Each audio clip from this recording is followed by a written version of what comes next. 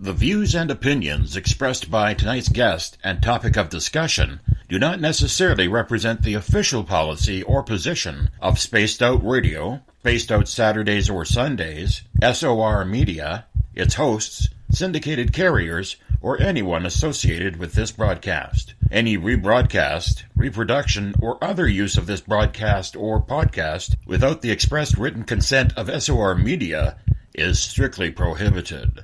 Listener discretion is advised.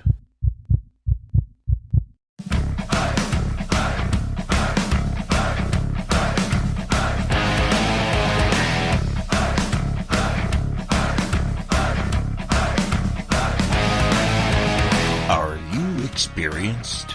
Then come own the night with us.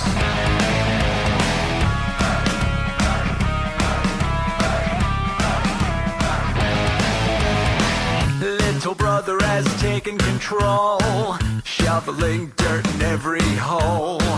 Predators to condemn your soul, watching you and watching me. We're all Stationed atop the mountains of British Columbia, live from SOR headquarters. This is Spaced Out Radio with host Dave Scott. We live behind glass curtains and act like nothing's wrong. Soon you will belong. You can follow us on our website, spacedoutradio.com, and on Spaced Out Radio on iTunes. You can follow Dave on Twitter at Spaced Out Radio, and on Instagram at Dave Scott SOR, on Facebook at Spaced Out Radio Show, and on our YouTube channel, Spaced Out Radio. Brother wants to make headlines, be immortalized. Everyone's got an electric eye with the digital spies. They've watched you for so long. I know you're out there somewhere watching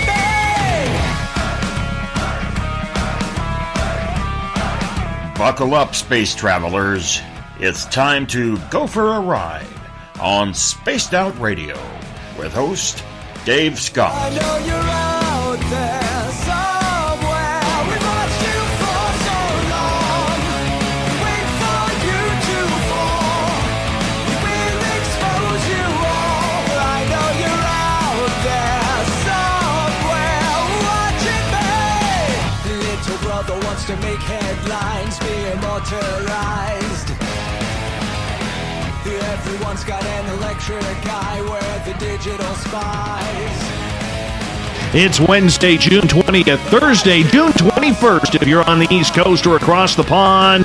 And this, my friends, is Spaced Out Radio. Hope you had a great day and night. I am your host, Dave Scott, broadcasting to you live from the Great White North, on top of the mountains of central British Columbia, right here at SOR headquarters.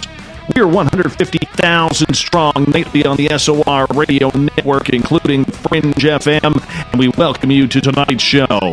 You can also watch us live on Periscope.tv every Monday through Friday, and if you want to take a listen to our archives, they are free at youtube.com/Spaced Out Radio. Do me the favor, hit that subscribe button. I'd greatly appreciate it. Our website is spacedoutradio.com, where we got a plethora of features for you. You can rock out to some BUMBLEFOOT, shop at our Spaced Out Radio store, read up on the encounter online, or watch great videos from UFO seekers and so much more. Thunderstorm is rolling in here to central BC. I don't know if we're going to get any cataclysmic events around here, but nonetheless, the clouds are dark, and when they are dark in this area this time of the year, they bring lightning. Lightning brings forest fires. You know where I'm going with this. Let's hope it doesn't happen tonight. We've already got 4 new ones around this area. Don't need to be evacuated for a second year in a row. Definitely not. Here's to better things. Tonight, making his second appearance on Spaced Out Radio is Michael Huntington, who is a paranormal road tripper and researcher who tours around North America searching for the most haunted and weird legends and lore. Whether it's Bigfoot or aliens, ghosts, or strange portals, Michael and his family are on the search to find out what's going on. What are the answers to what is happening? Does anyone know, and are we any closer to finding them? We'll get into that side. The Huntingtons document their strange travels on social media on the Strange Travels blog. Michael has also researched the UFO mystery for over 40 years and frequently writes on issues related to reform of ufology and improving rational methodology. Bottom of hour number 3, Everett Thiemer will be with us for the strange news on the encounter, telling us the weird news and stories of the day. Michael, welcome back to Spaced Out Radio, my friend. It has been way too long. How you doing? I am doing fantastic, and yes, it has been too long for me to be back in the show, but you know, you got a lot of folks out there that want to talk to you, so it's a privilege to talk to you tonight. I think we did maybe a panel episode of you know, somewhere else on you know, some UFO issues. So I think you and I have got to interact a little bit, but yeah, you and I talking tonight. Looking forward to it. Me too. I'm looking forward to it as well, my friend, and it's something that I am very much looking forward to seeing what is going on, you know, because you have had so many interesting stories and interesting travels along the way, but you have been one of the premier voices in regards to, you know, the truth of ufology, and we're going to get into that a lot tonight on the show. So, you know, no worries. It's going to be one of those things that is just very, very intriguing and happens during the program. And, you know, I don't even know where to start because I came in unscripted for this one. I wanted to have an unscripted talk with you, and that's just the way we are going to do it. So, Cool. Yeah, you know. Now, I do know there are some audio issues happening with Skype right now, so we are working on it as we speak. I know on Periscope it sounds good. If you're having troubles in Periscope or in Spreaker, just try and refresh, and we're going to see what's going on here, all right? So thank you for the updates, and we are working on it as we speak. Now, Michael, one of the things that interests me about your travels is that you have a lot of, you know, different sightings, different areas that you decide to investigate, whether it's ghosts, paranormal, UFOs, Bigfoot, whatever it may be. I'm just curious, my friend, how did you get started in this, and why do you take your family along the ride with you?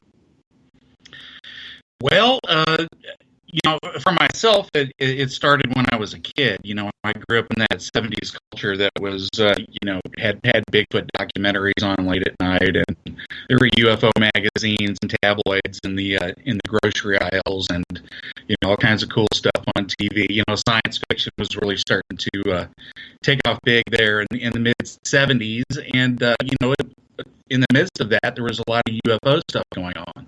You know, this area is like, you know, the golden age of UFO, so to speak, because, you know, we have a lot of the classic cases, you know, in the 70s that, you know, such as the Walton case, and you know, we had Close Encounters of the Third Kind, which, you know, was a big influence on the culture. So, you know, I was always sort of interested in it. My mom got all the magazines and the tabloids and stuff for me. So, you know, it's something that I've always had, and I joined organizations, and, you know, I've been following the subject pretty much throughout my life. You know, from my childhood up to present, I've kept up to date on what's going on, and, you know, read the pertinent books and watched the pertinent documentaries and whatnot. And, you know, I always wanted to get a little more hands-on, you know, with a lot of the stuff that I've, you know, read about.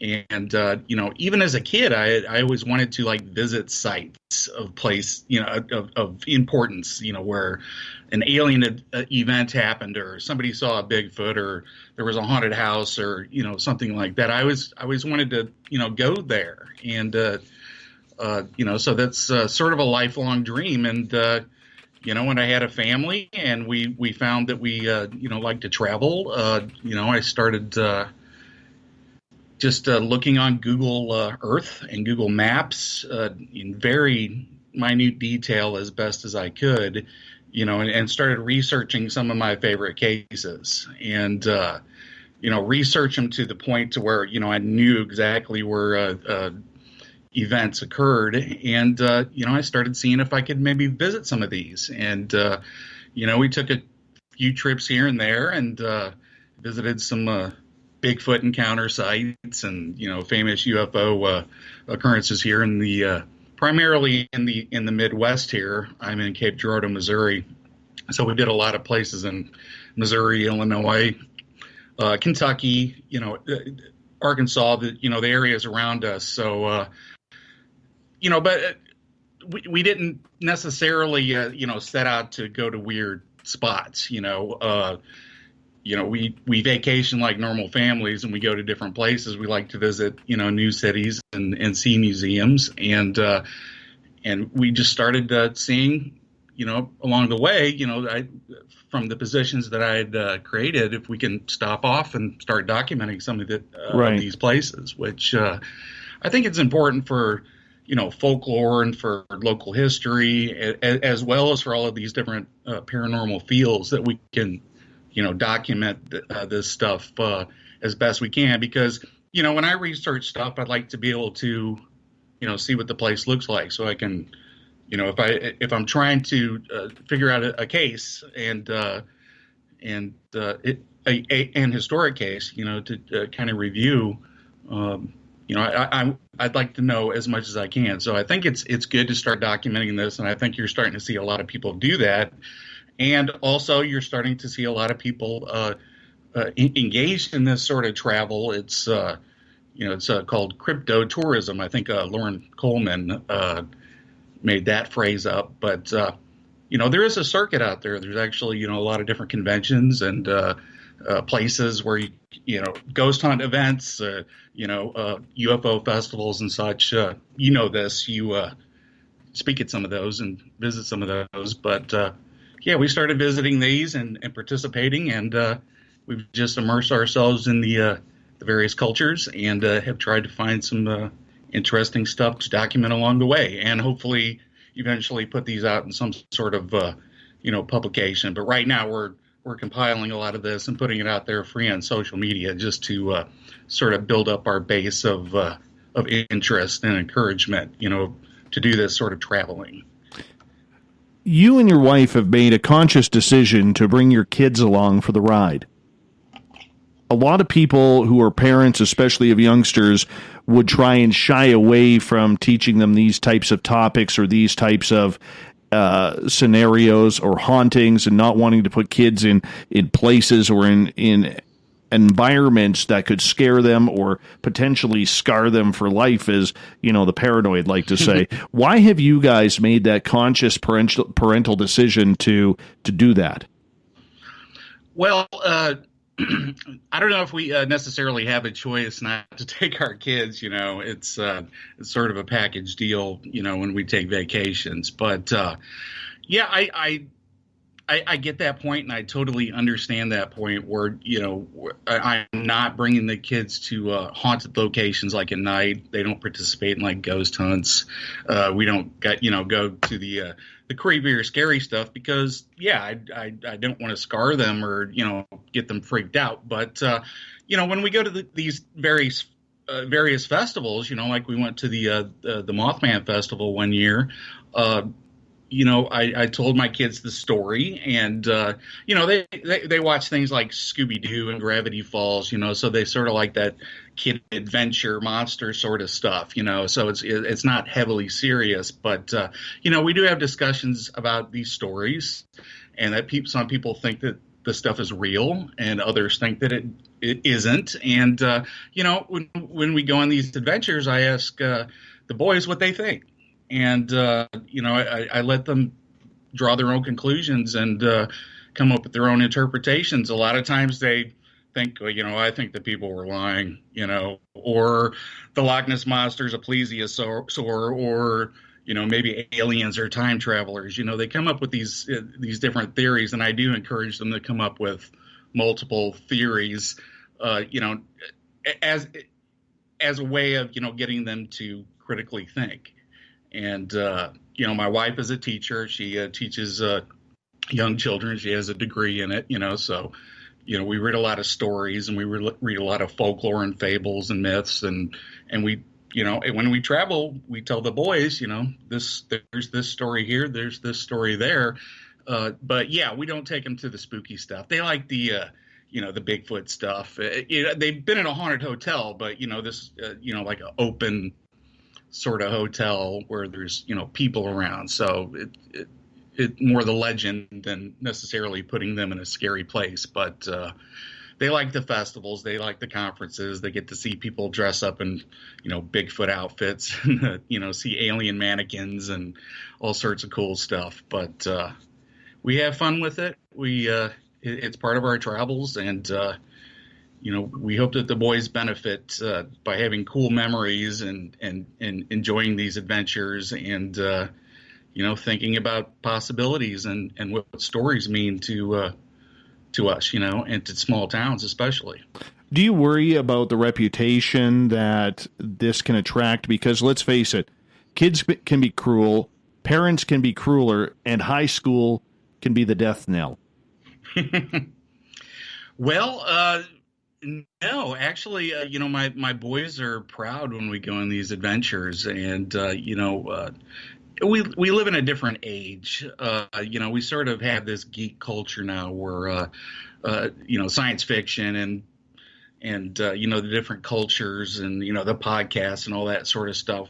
People recognize now that everybody has their own little area of interest, and I appeal, and I'm speaking right now probably to those people, and I'm sort of immersed in these cultures just out of interest. So yeah. What's your favorite, Mike? What's your favorite topic? Well, UFOs. Yeah, probably more so than anything, but they're all connected. They're all mysteries that people are trying to figure out, primarily coming from stories and evidence that is sort of scant or can be interpreted in different ways. I think all of the paranormal realms sort of have that same sort of thing, and through the lens of philosophy of science, which is the paradigm we exist in, the scientific paradigm that we exist in, and its methodology. A lot of these paranormal inquiries are considered. And I'm also very interested in, and I did study in college, philosophy of science and what science means, what the words means, what methodology means, what especially is sufficient as far as evidence, in order to justify a claim. So, I am looking at this through the folklorist, travel writer lens, but I also have a keen interest in the methodology behind everything, and I have been active in the UFO realm more so than the other paranormal areas, to try to encourage better methodology and get back to standards and movement of the field towards a legitimate multidisciplinary field of study, and relative to all of the other fields of study. And there are anomalies out there, and there's a folklore out there, and ufology has definitely had a cultural influence. There's a history, social impacts, psychological ramifications. There's a whole literature out there, and I'd like people to kind of take it a little more seriously, and kind of get us back towards that culture of trying to establish a science, if we can, or at least a field of study that has some sort of standards and some sort of goal beyond having a TV documentary or some sort of exploitative type thing, which we see a lot now. But anyway, right. Sort of got. I just want to remind our listeners who are just tuning in here that we are working on the audio right now. So if it's fading in and out for you, we do know about it. We know it's happening. So just bear with us. Mike, the problem with having a brand new studio like we have is that you have to work on things on the fly, and you can do all the tests you want before the show, but it's not until showtime and action time when things really start to happen, or you hear distortion, or levels are low or high. So we are working on it. So, we are doing our best. So I just want to let everybody out there, especially in the chat rooms, thank you so much for letting me know that the audio is going. Yes, we are aware of it, and we are working on it. Mike, you mentioned that UFOs are your number one favorite topic. Why is that? Why do you lean that way? I lean that way because I'm an experiencer, and some of the things that I have seen has been pretty damn cool. Are you in the same boat, or are you someone who just takes a keen interest because of the love of sci-fi? Well, yeah, I certainly, as I've said before, I came out of that culture, and I definitely love science fiction, and I was all part of everything that happened in the 70s there, with Star Wars and Close Encounters and all that. My other interests are, as a result, also film. I did do some independent film work a few years back, so yeah. It immersed out of that culture, but as I've said, I've always had that interest, and I always maintain that interest. But there were times where I actually did see some strange things. I did in 1979 observe, and this is totally anecdotal. This is just me telling a story, but according to my memory and my experience that I remember, I saw a flying saucer, and I couldn't tell you what it was. Anecdotal evidence is not necessarily evidence that is sufficient to convince anybody. I'm totally open to various interpretations as to what I saw. From extraterrestrial all the way down to, the possibility of hallucinations. But in any case, it was an anomaly that I experienced. And it did further, propel me along the way, when you have an interest and then you see something. In any case, as I said, it should be of interest. How culture can maybe influence hallucinations. That could be a possibility.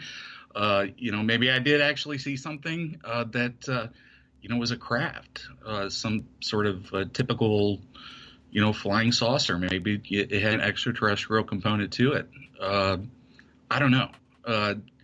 And I've always sort of tried, even with myself, to maintain sort of that neutral, skeptical viewpoint to the anecdotal aspect to it, because it is interesting, and it may point to an actual reality, an actual occurrence, but it's only going to get you so far. It's going to lead you to the possibility, but unless there's any sort of physical evidence or some sort of secondary evidence, or even some sort of hard evidence, it's going to be subjective and open to interpretation. And for me, that doesn't necessarily disarm any interest or make it any less mysterious. For me,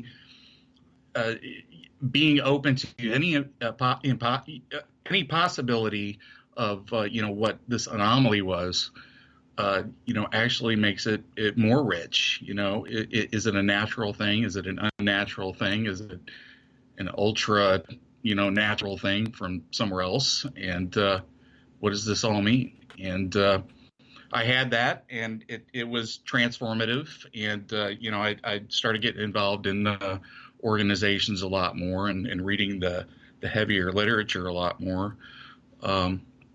And I sort of waned off a little bit, maybe, for different periods around the 2000s. But I was sort of thrust back into it again when I had another encounter, a different encounter. I was actually observing the moon through binoculars, in Cape Girardeau. I guess it was like around maybe 2008 October. Full moon. I was observing it, and a black triangular craft flew in front of it. It was unlit. I would have not seen it had it not crossed the surface of the moon, and it was a complete triangular deltoid, and it sort of it fit that classic triangle aircraft, the fast moving ones anyway, mold. So I ended up seeing a triangular craft, and that sort of got me back into heavier interest since then. And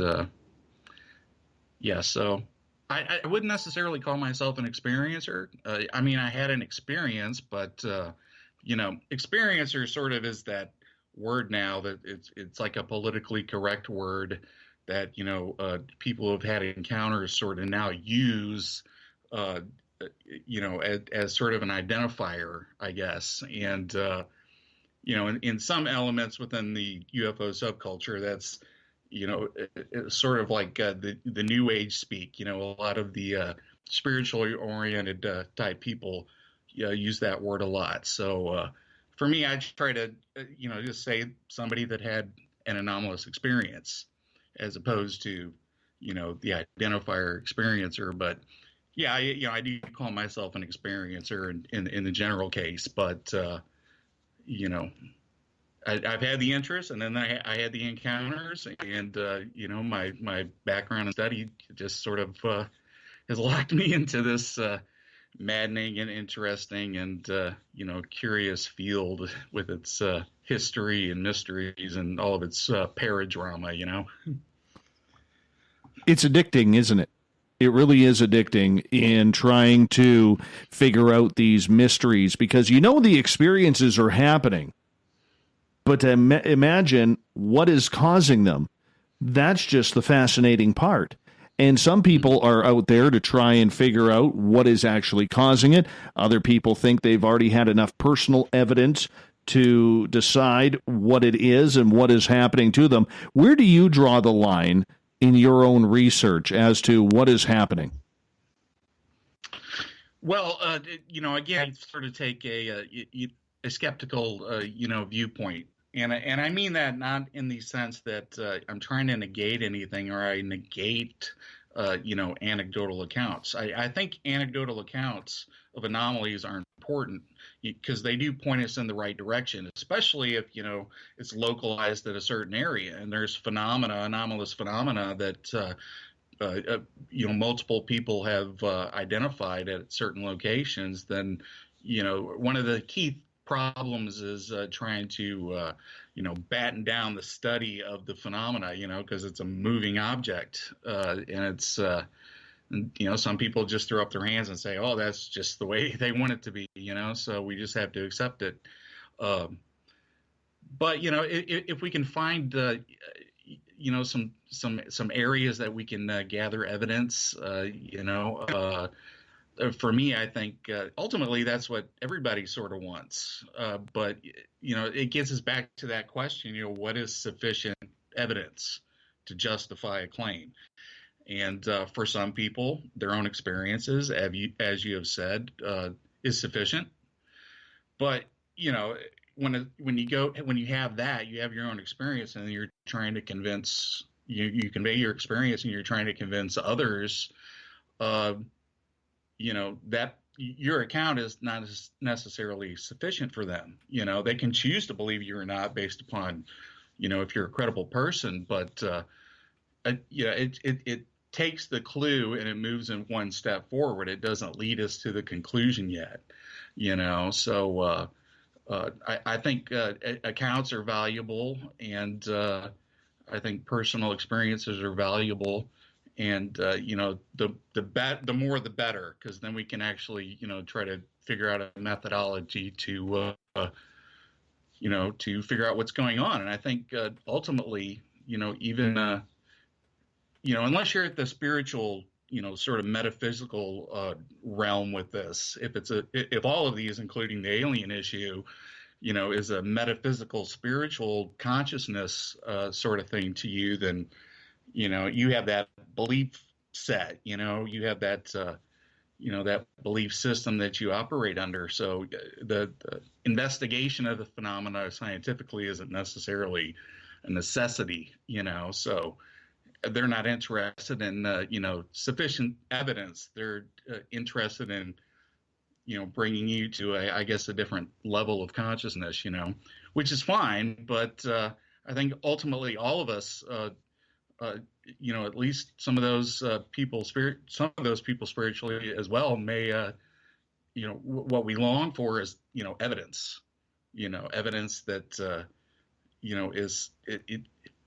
is not subjective and not questionable, because throughout all of these, these different paranormal areas of investigation, there have been bits of evidence here and there, but it's nothing's necessarily been conclusive, So we have to figure out what that is, and what the best way to find out how to figure this stuff out. What is the best method, and how can we find out, if we're not deluding ourselves, or if there's a real phenomena there, and how can science benefit, and how can we get mainstream science to look at anomalies, which is what they should do. They should be looking at mysteries, questions that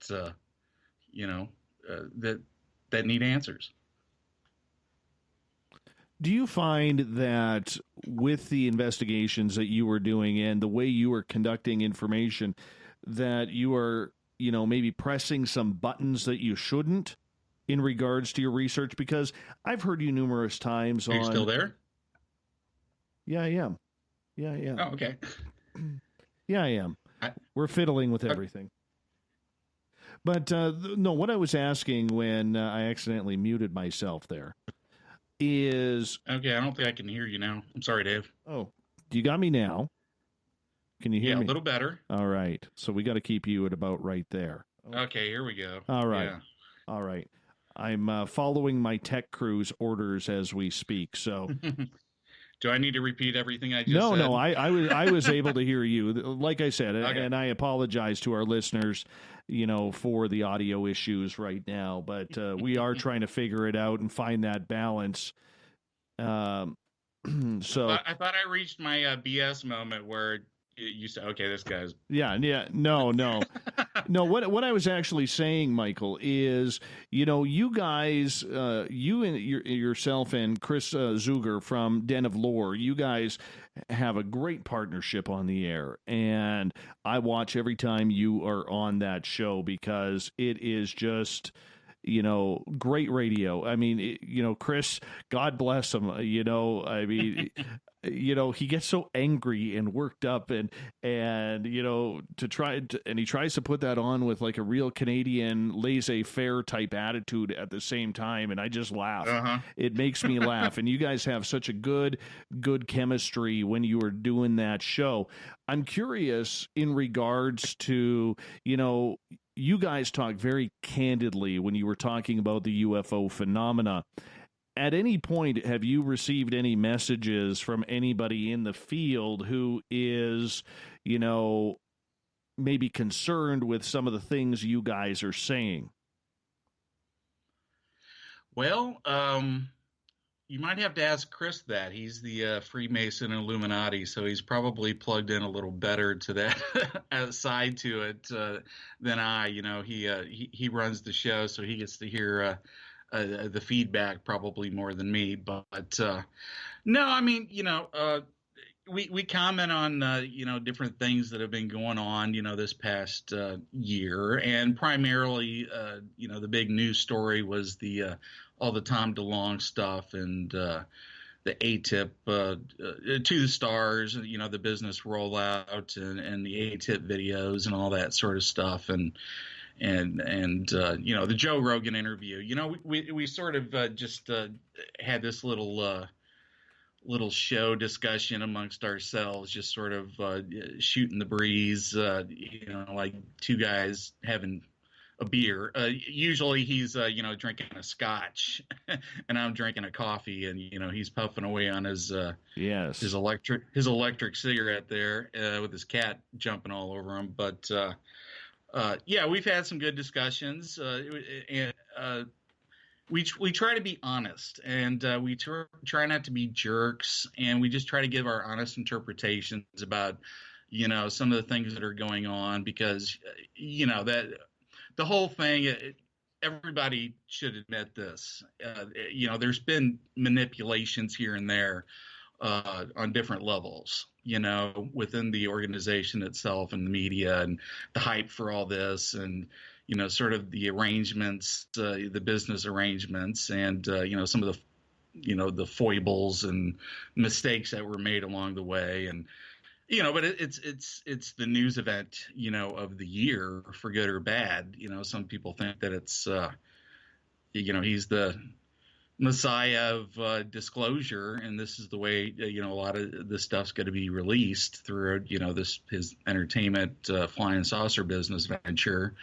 And then there's others that are concerned that this is yet another exploitation, the sort of which we've seen from promise makers over the past 75 years of we reveal the truth, we know the real story, sort of thing, while they're profiting off of it. So it's not that we're against anybody or for anybody, but I think we've looked at this field enough, and some of these other fields enough, and have researched enough and studied enough and spoken enough to other people to venture our opinions, which is just as valuable as anybody else's, because a lot of this, these cultural movements within, these paranormal, subcultures occur through social media a lot now, and through YouTube and through podcasts, and a lot of these alternative medias.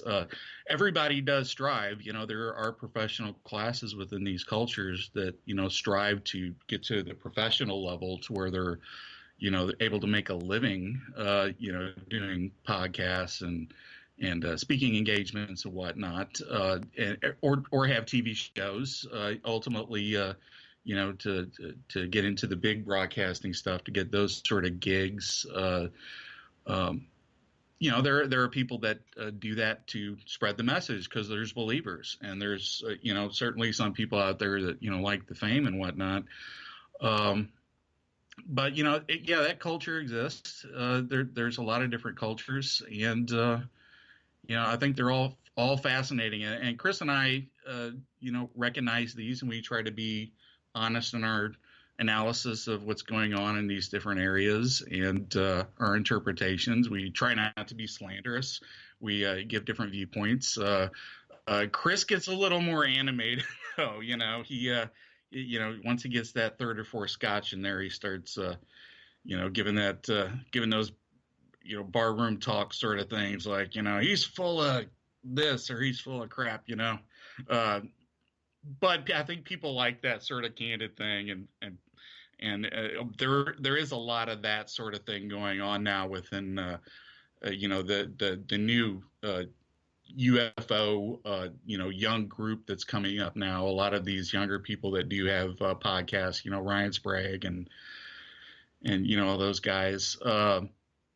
Yeah, and there's a lot of drinking, and it's sort of a subculture within the subculture, amongst a lot of these younger podcasters. You know what? It's funny you bring that up, because when Jim Mars died, we had some serious conversation on this show about who's the next, fleet of investigators who are going to be trying to get to the truth, trying to pick up the slack where, Jim Mars passing away, that leaves a big hole. Stanton Friedman retiring, that leaves another big hole. And are you concerned, looking down the line of the investigators, say age 40 and below, that the love and the passion really isn't there, and all they want to do is play UFO researcher rather than become a true UFO or even a paranormal researcher? Well, yeah, there are certainly, some of those people out there that are Right. taking advantage of business arrangements, and taking advantage of appearing on television shows as talking heads and all that.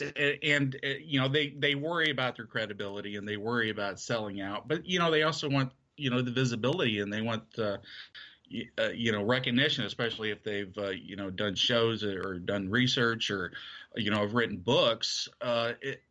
I don't think there's with the younger crowd, and I say, like maybe 35 or 30 and under.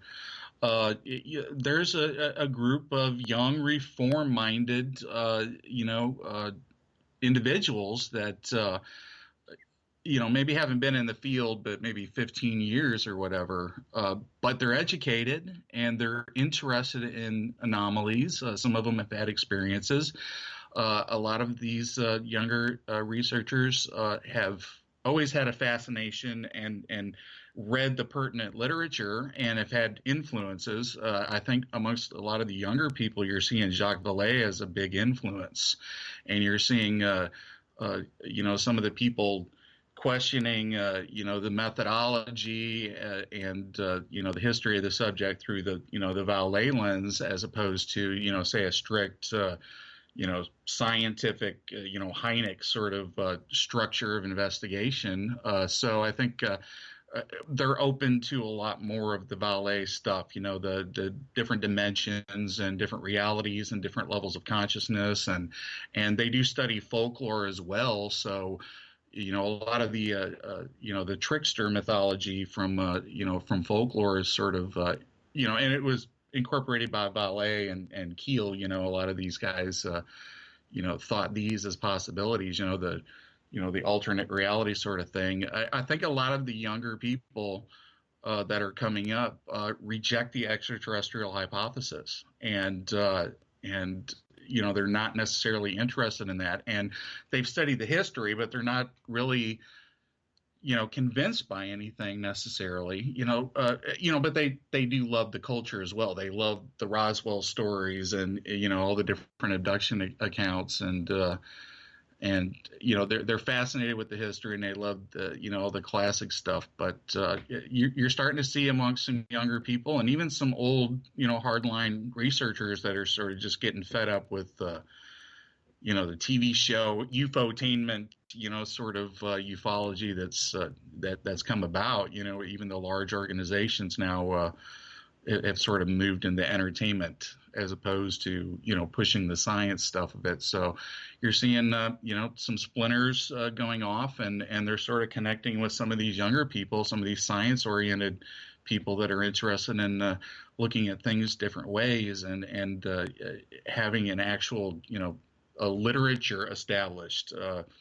When these younger people write books, they're not trying to be famous. They're trying to, impress one another, and they're trying to move the position forward and present something that's a benefit in an intellectual way, as opposed to, a lot of the stuff that is out there in the public is, all this, rock star UFO intrigue, exopolitics drama, which is interesting, and we're all enthralled with. But I think ufology can get serious here. I think there will be a reboot and a readjustment in the next few years. Michael, do you think the days of investigating, seeing lights flying in the sky, do you think those are over now? Since the entire To the Stars campaign kind of took it to a different level, whether you agree with them or not, whether you accept them as a legitimate player in this field or just another book company that's coming to fruition, it doesn't matter. They brought a lot of information to the public and to the mainstream eye. And, I'm not a supporter of To the Stars. I've been pretty vocal about that. I do have a lot of questions in the way they have done things, and I don't think their antics have been very upfront. And I've never strayed from that. But that being said, we do have to give credit where credit is due. And on a mainstream level, they've done more than a lot of other groups have accomplished. I mean, even going back to Dr. Stephen Greer, when he had the power panel of 21 or 22 eyewitnesses.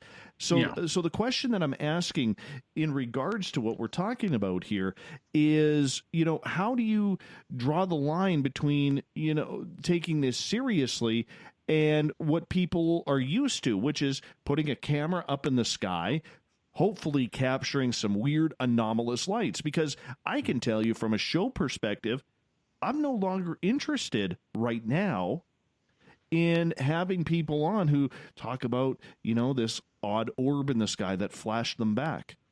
Mm.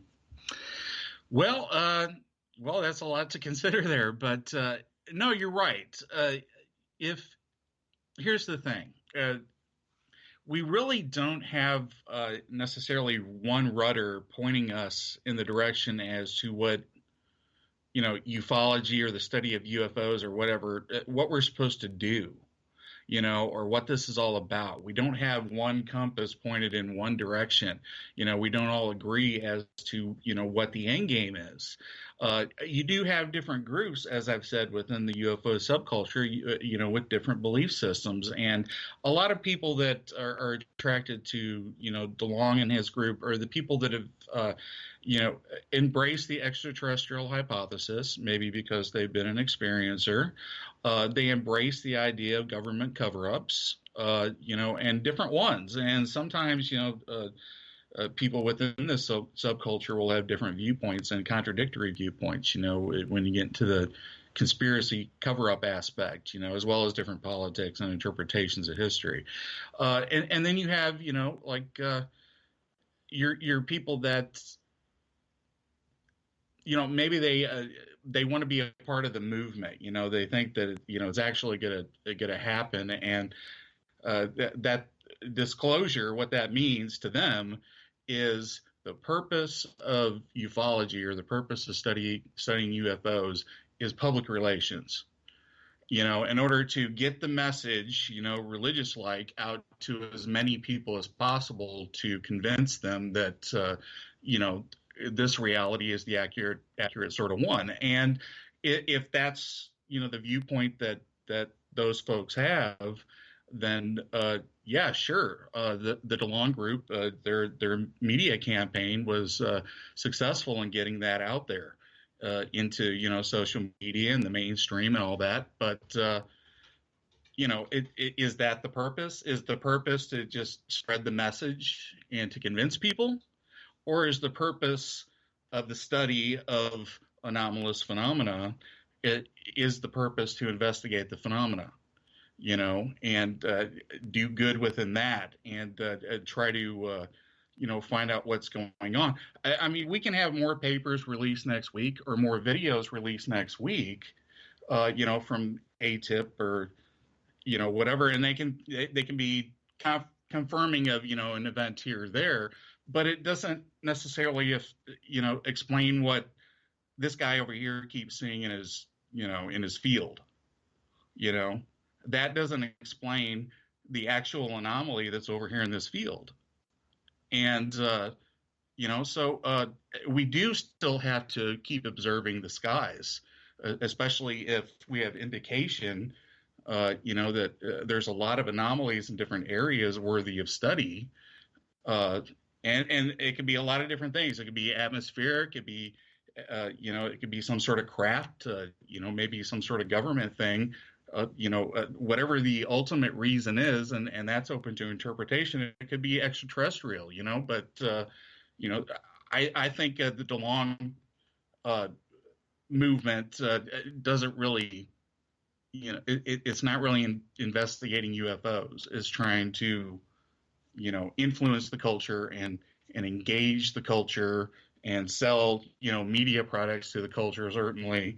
And, they do say that they're going to, experiment, with a different sort of technology. But, that's a whole different thing as well. The study of UFOs is not, it's not aerospace. It's not, it's not experimental technology. Your end result may be a flying saucer looking thing, but that still does not explain what was seen over here, over this city. You know, it takes an investigation to do that, and we've sort of moved away from the investigation aspect. I think, which we should certainly focus on, but we definitely need a plan as to what the direction is, and I think ultimately we need to start to look at possible studies and some serious science, some serious things that we can look at to focus on the actual anomaly. I understand that, and I get that. I just don't find it exciting anymore. When you see a triangle video of 3 lights, I mean, seeing it on your own is one thing. If you're looking up at the night sky, you're sitting on your patio, and all of a sudden you see 3 lights, and the first one takes off in a 90-degree angle. I think that's cool. Right. That's exciting. That personal experience is very, very unique and real and exhilarating, and I want to have more. But I find for myself and a lot of people that I talk to now, Mike, that they are no longer searching, these sites for anomalous UFOs. Number one, they're fed up that a lot of these channels, whether it's on YouTube or Facebook or wherever, are just CGI. And number two, it's not exciting anymore because of what has gone on. And I guess, where is that happy medium? Where do you draw the line? And is there a line to be drawn? Well, yeah, I mean, you could go over to YouTube right now and you can type in like UFO videos, and you're going to see a lot of what you have just said. You're going to see like, iPhone videos, and you're going to see stuff that's obvious CGI sort of baloney.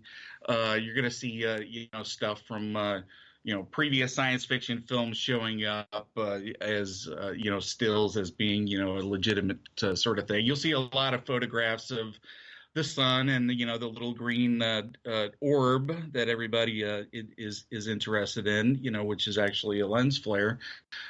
So you got there's a lot of pictures out there, and that sort of represents what UFOs are, and even if there's a real anomaly in there, it's not really being photographed in a way that is beneficial to any sort of explanation necessarily, of what it is. And what I'm saying is, if somebody is observing or recording or whatever, are they part of a scientific project? Do they have the right equipment? Do they have the right technology? Do they have the right procedures? Do they have a goal within a specific area, to observe, some sort of localized phenomena? And the answer is really no. Nobody's doing that sort of stuff anymore. It was done by, people like Harley Rutledge back in the 70s, with his project identification study here in my area of Missouri. And there was interesting stuff seen and theories that could be extrapolated from, continued planned scientific observation, which really isn't going on anywhere but, but say Hestel, Norway, where they had a long sustained, study of strange lights and craft even, and possible portal type things that they've documented with a variety of equipment. And, I think that's the sort of serious stuff that I think that would excite people. Especially, if we could set up arrays at different areas and, have the best equipment and get our social media technology connected in a way to where everybody can participate in the investigation, and we can use that as a way to make people better investigators of this sort of thing. And, we can better document some of this stuff if we can. I think stuff like that has not been tried. I think that's the sort of thing that, was part of the visions of some early UFO researchers, like Harley Rutledge or Hynek, who, spent some of his last years at Hestelin. A lot of different people, I think, have sort of wanted to move us into the scientific realm and sort of get some legitimacy because there are anomalies out there, and whether they're natural or unnatural, if they're documentable, then they should be utilizing instruments. They we should be able to get other information if possible. And we're spending millions of dollars on media stuff and the entertainment stuff. Why can't we spend a few million dollars setting up arrays, to try to figure out some stuff? Science is still learning stuff, about our atmosphere and about the earth and geology. So there's still a benefit to mainstream science. I mean, look at the sprites and stuff that, the high atmosphere electrical plasma, the different sort of stuff that was just legendary until within the past couple of decades, that, an unknown phenomena out there that it is still worthy to explore. And, it's going to be different in different places and different, there might be different causes, and some of them may be psychological, there may be areas that influence our perception. All this sort of stuff needs to be looked at, I think, through a new lens beyond just, looking at a photo and deciding whether or not that's a bird, or, having a sky watch that is a slash, barbecue. It's not really any sort of endeavor that is geared towards a goal, and we all need a goal, I think. Mike, we have about 10 seconds here before we got to go to break. You must have been timing it out perfectly, honestly. But when we come back from the break, Mike, I want to talk to you about UFOs, because the term UFO now has always meant alien, and now it no longer does. And I'm curious to get your opinion on that right after this. You are listening to Spaced Out Radio. I'm your host, Dave Scott. More with Michael Huntington right after this on SOR. Find your escape where time has no limits. It's about living today and cherishing the heritage of yesterday. A spirit of adventure for what is new, with the nostalgia of the past. Your timepiece is a reflection of who you are. Life surrounded by beauty from the world around us to the soul within. EscapeWatches.com. There is no time like the present to enjoy your escape. Use promo code SMF2017 for your 20% discount today. The freedom to post what you want, when you want. That's the social media freedom you need. Social Media Freedom is the free app in your app store. No need to worry about going to jail or being shadow banned any longer. It's the freedom to say what you feel. The freedom to know Big Brother isn't watching. It's the way social media is supposed to be. Social Media Freedom. It's time to set yourself free.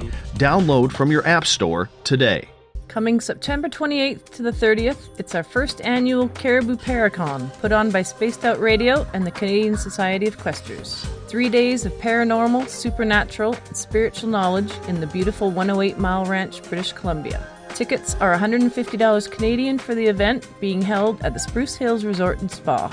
Come watch our featured speaker, Grant Cameron, along with Lorian Fenton, David Weatherly, Ross Allison, and more. The Caribou Paracon, celebrating everything paranormal.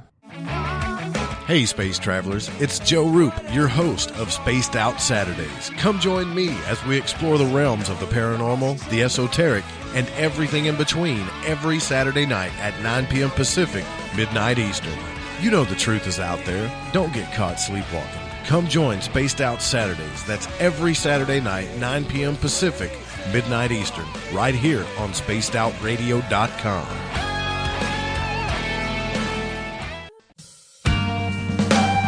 Hi there, this is Tessa Nicole Thomas, and I'm going to take you for a ride every Sunday night on Spaced Out Sundays. I'm going to set up your week with some strange tales from across North America, from psychic readings, Sasquatch, UFOs, to the most haunted locations. Come join me at SpacedOutRadio.com starting at 9 p.m. Pacific, midnight Eastern, and let's get weird together. I'd love for you to join me. Spaced Out Sundays at SpacedOutRadio.com. 365 days a year, we're in the field, investigating UFO sightings, talking to alien abductees, and visiting secret military locations like Area 51. We're UFO Seekers, official partner of Spaced Out Radio. Follow our daily search for the truth at UFOseekers.com or like us on social media. Catch us on Spaced Out Radio every third Monday of the month as we discuss Area 51, UFOs, and more. And also, don't forget to subscribe to us on YouTube. It's paranormal news at its finest. Welcome to The Encounter. At spacedoutradio.com, The Encounter online is SOR's trusted news source for everything weird and strange going on around the world. This is news editor Eric Markham. Our team of journalists are scouring the planet for those strange stories that rarely make the mainstream. No fear-mongering or fake news here. Head over to spacedoutradio.com and encounter The Encounter. Heading to Vancouver and looking for some great nightlife? The Moose Vancouver is the place to be. Catch a game on one of the big screens or just come rock out to your favorite 80s and 90s hair bands. Great food starting at $6.95. The Moose Vancouver is open until 2 a.m. nightly. It's easy to find near the corner of Nelson and Granville. The Moose Vancouver is the official rocking bar of Spaced Out Radio. Want to learn more about aliens, cover-ups, conspiracies, cryptids, and the paranormal? All you have to do is tune in S4 as we take over Spaced Out Radio Night, starting at midnight Pacific, 3 a.m. Eastern, each and every Saturday night, right after Spaced Out Saturdays. Hi there, this is Eric Cooper from Forest Moon Paranormal. Join me, Corey Ruiz, and friends as we discuss the hot topics of the night. It's fun, entertaining, and as dark as the night. Find us at spacedoutradio.com. Are you interested in advertising on Spaced Out Radio? Head to our website at spacedoutradio.com and click on our advertising tab. There, you will find an assortment of ways you can get your product out there with us, from radio commercials to banners and social media. Have a product you like our hosts to endorse? We can do that too. Visit spacedoutradio.com for more details. Do you want to know what's really going on in your world? Do you have questions about who you can trust in the mainstream media? Then look no further than the Rebel Planet. Come get the straight answers right here at spacedoutradio.com. Join me, Jamie Sexton, creator of Rebel Planet News, as I fill you in on the stories behind the stories. All you truth seekers, be sure to tune in to Rebel Planet on spacedoutradio.com the third Thursday of every month. Visit purpleplates.com today. For over 40 years, the Purple Energy Plates have been delivering amazing results for their many customers. Inspired by the great genius Nikola Tesla, the harmony, healing, and energetic effects of the plates have proven over and over to be beneficial and often miraculous to thousands of customers. Check their site for daily specials and choose from their many energy products. You won't be sorry. Visit them today at purpleplates.com. So, you love talk radio? Then you'll love TalkStreamLive.com. TalkStream Live is always on, 24/7, with the best streaming talk shows. Find your favorite talkers and discover some new ones. It's free, readily available online or on mobile with any smartphone or tablet. Finding your favorite talk shows all in one place has gotten a whole lot easier. Just go to TalkStreamLive.com. Be sure to download the free apps from Google Play or the iTunes App Store. The views and opinions expressed by tonight's guest and topic of discussion do not necessarily represent the official policy or position of Spaced Out Radio, Spaced Out Weekend, Spaced Out Radio Limited, its hosts, syndicated carriers, or anyone associated with this broadcast. Would you like to connect with us? Head to spacedoutradio.com for all your latest show info. And hit us up on Twitter using the hashtag SpacedOutRadio. Now, back to Dave Scott and SOR. Welcome back to the second hour of Spaced Out Radio. Tonight, I am your host, Dave Scott. Thanks for being with us. Tomorrow night on the show, Jamie Sexton is back with the Rebel Planet, taking a look at all the recent news in the alternative media. We get going at 9 p.m. Pacific, midnight Eastern time at spacedoutradio.com. We want to welcome back everyone listening in on the SOR Radio Network, including the Fringe FM. Don't forget to check out our archives. They are free on our YouTube channel, youtube.com/spacedoutradio. Do me a favor and hit that subscribe button. Bill Cardwell has set the password for tonight in the SOR Space Travelers Club. Rubiginous. Rubiginous is your password. Make sure you Use it wisely, space travelers, as Bill sets the password each and every night right here on the mighty SOR. Now, if you want to follow us on our website, spacedoutradio.com, we got a plethora of features for you. We're working on some others. And you can also rock out to some Bumblefoot, shop at our Spaced Out Radio store, read up on the encounter online, or watch great videos from UFO seekers, Contact TV, and so much more. What a beautiful surprise, Mike. My beautiful daughter just came in and brought me a Tim Hortons ice cap. I'm pretty happy about that. Now, I know most Americans haven't had a Tim Hortons ice cap yet, but, you know, you're missing out. You're missing out on that little piece of heaven that just absolutely adores. Thank you, sweetie. Love you. All right.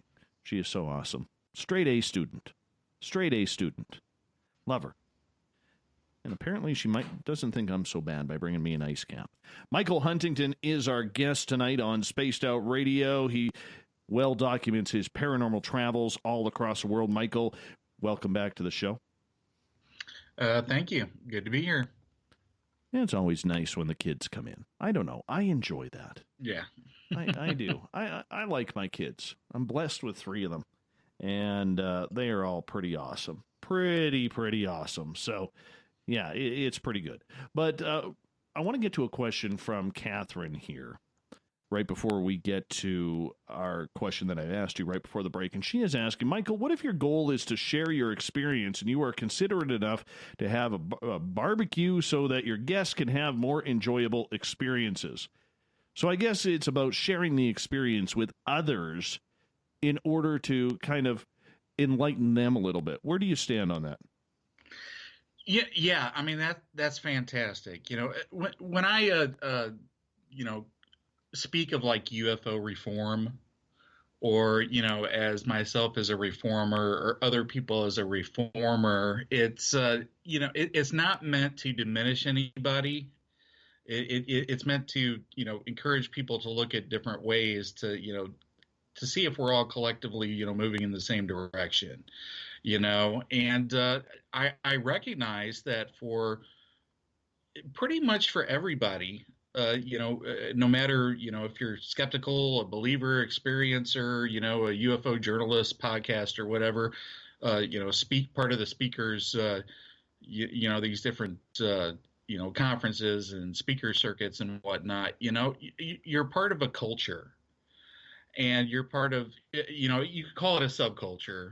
Technically it's a subculture. And, we're starting to see people look at the subculture aspects, the anthropological aspects to, a lot of these paranormal groups and what the dynamics are. And, because it's interesting, especially for those of us that are in it. We recognize that there's a history and there's movements and, there's different views that gain popularity in cases and whatnot that, come across and it intrigues us and it makes us, it fascinates us, and we all have different arenas from which, we come at this. Some of us have had experiences and we want more answers.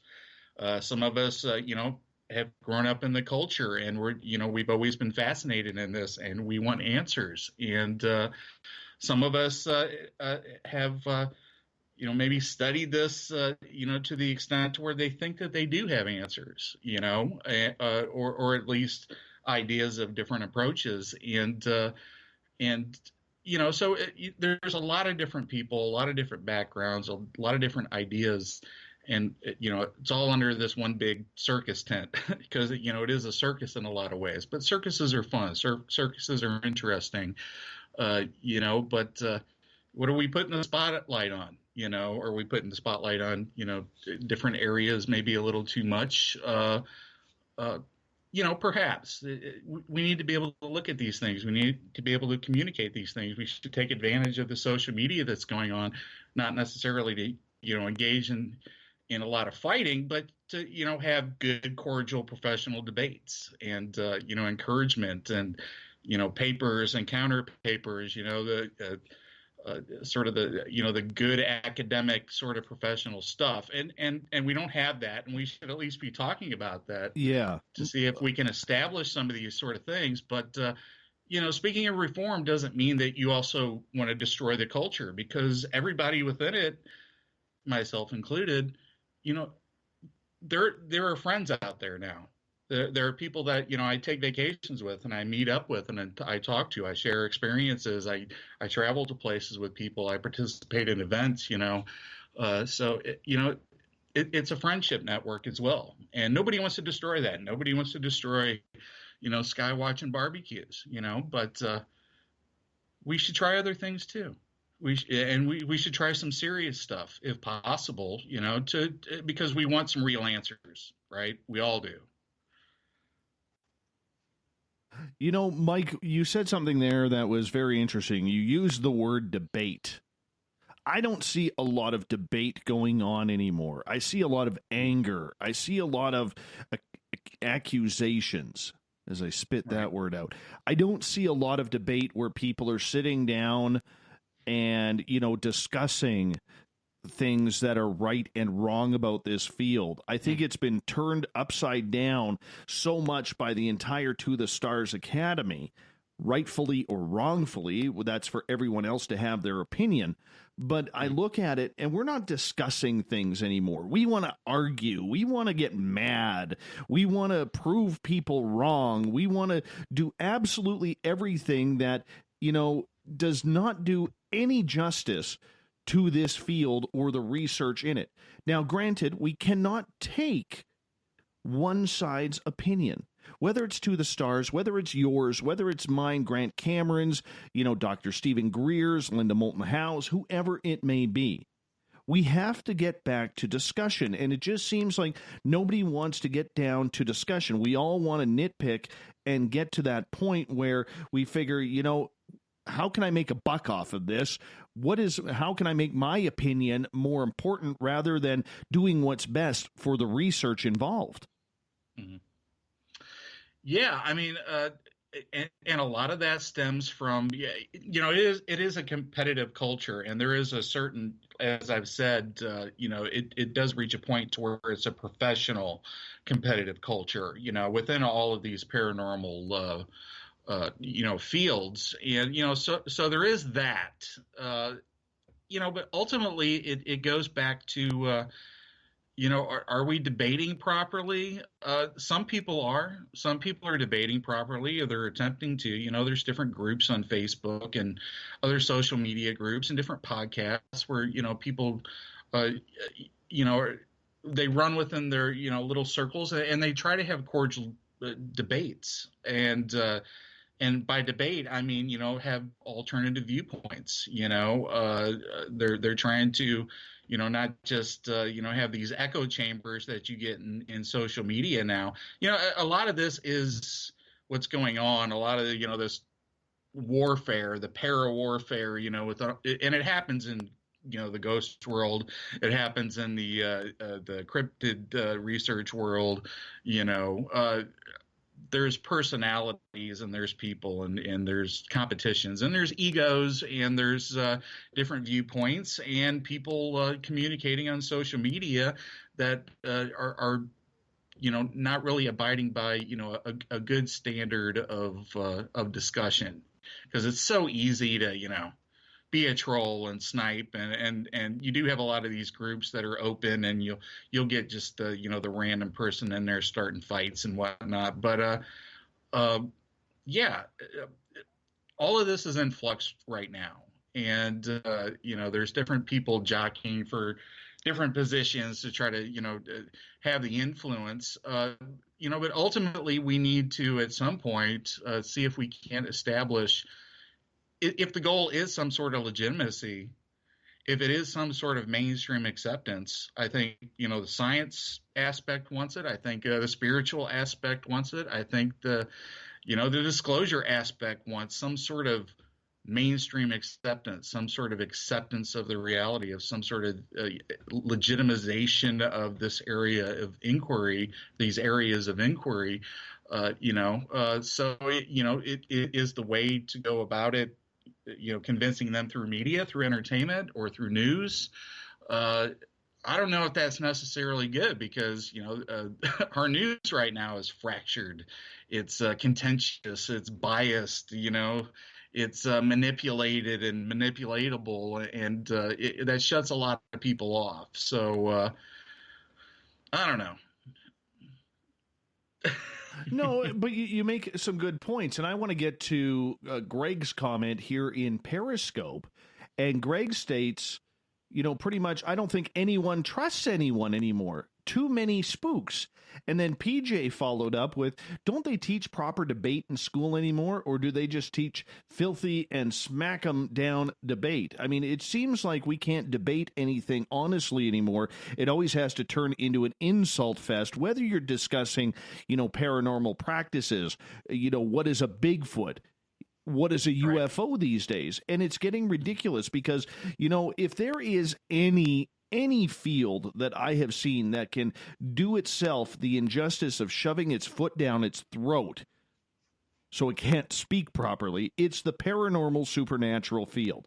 It's ridiculous. It's incredulous. And I shake my head sometimes, my friend, just wondering where some of these thoughts even come from. And I honestly don't know.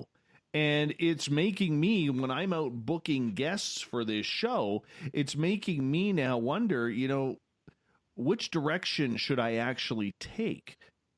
Like, which way should I go with things? Because I think it's just a little ridiculous at times that you cannot have a proper debate or discussion with anybody without it getting somewhat, what's the word I'm looking for? You start having vitriol and personal. Exactly. And I'm getting fed up with it, to be honest. And I'm sure you are as well. Yeah.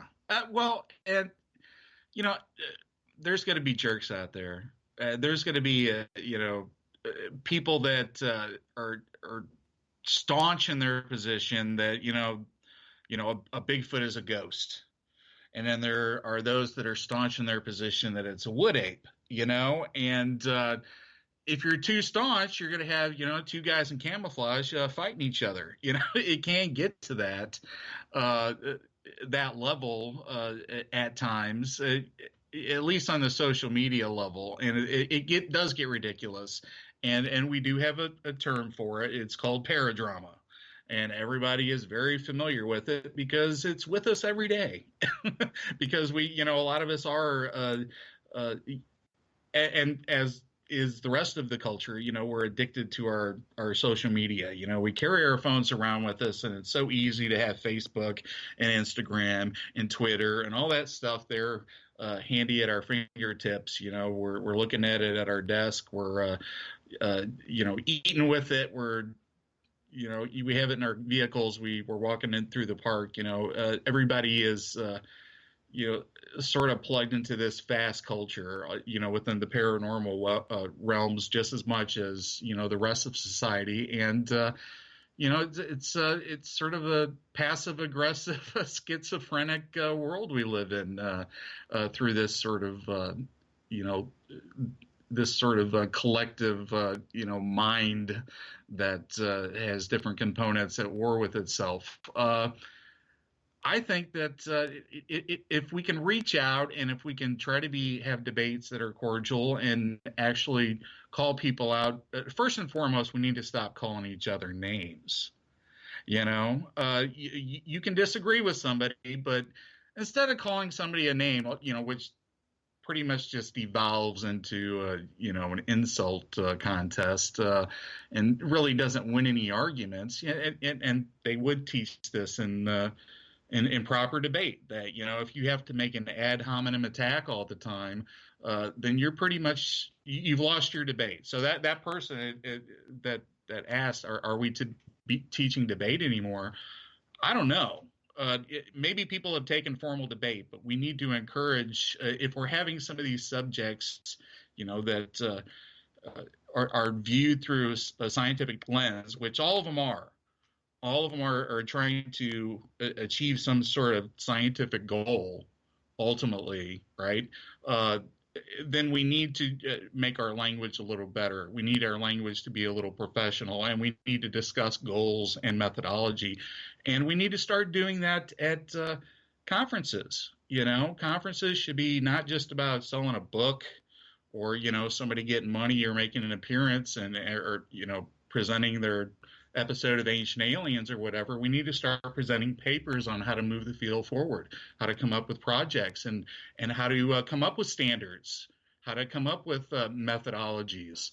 These things are not being really done at conferences. It's been, as I've said, sort of mini Comic-Con sort of things, which are entertaining, which are great. And I'll go to anything, UFO related, but there's really a void out there in the scientific stuff. And I think we'll start to see we've seen some groups forming along scientific lines, groups people that have broken away from MUFON for a variety of reasons, maybe the Venturi scandal, or maybe, how it was handled by Harzan, or, maybe the conference that was held last year that was, sort of had a lot of non-science cult sort of oriented contactee UFO stuff within it, that it made a lot of people wonder, okay, who's doing the science stuff, So I think we need to start looking at having conferences where we talk about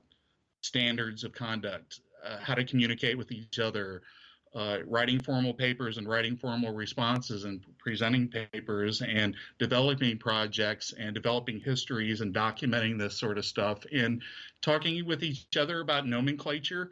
Right now, you could call it a UFO or a UAP or an AAP. There's sort of different competing viewpoints even within the terminology nowadays. There are people that think that there is a close encounter of the fifth kind, and they engage in that sort of interaction based upon their cultural viewpoint and their belief system within this subject. So we need to look at this stuff. We need to hash it out. We need to start discussing the subject itself, ufology itself, where it's going to go, what we're going to do, what we're doing, and the good stuff and the bad stuff. And it's not that you want to say you can't have one or you want to eliminate, certain aspects here because, these are cultures, as I've said, but, there needs to be a balance, I think. And we need to start looking at better ways of communicating and utilizing social media and all the technology that's out there in a better way. One that's not exploitative, but, will get us communicating and get us working together as colleagues. A lot of the younger researchers call each other colleagues. And, that goes so much further to bring people together when you consider them a colleague. It sort of brings you into that professional mindset than any sort of troll calling somebody an a-hole, because you're not going to win anybody. And we need to sort of get to all the paranormal groups sort of need to get to that, that idea of that we're colleagues, but be able to have open debates without, being labeled and shut down and banned and, your name ripped through the mud and this group or the other. It happens on all sides. It happens, with believers, skeptics, even the spiritual people, the big names, the small names, and some of it's good and some of it's bad. And, ultimately the divisions need to end. You mentioned skeptics, and I think a healthy dose of skepticism is always a good thing, as much as I love wearing my tinfoil as well. But that being said, in our field, there seems to be a real difference or, unknowing of what the word skepticism really means. It means that you do want to be proven right, but it's not just about proof. It's about analogy. It's about science. It's about, common evidence along with people's stories.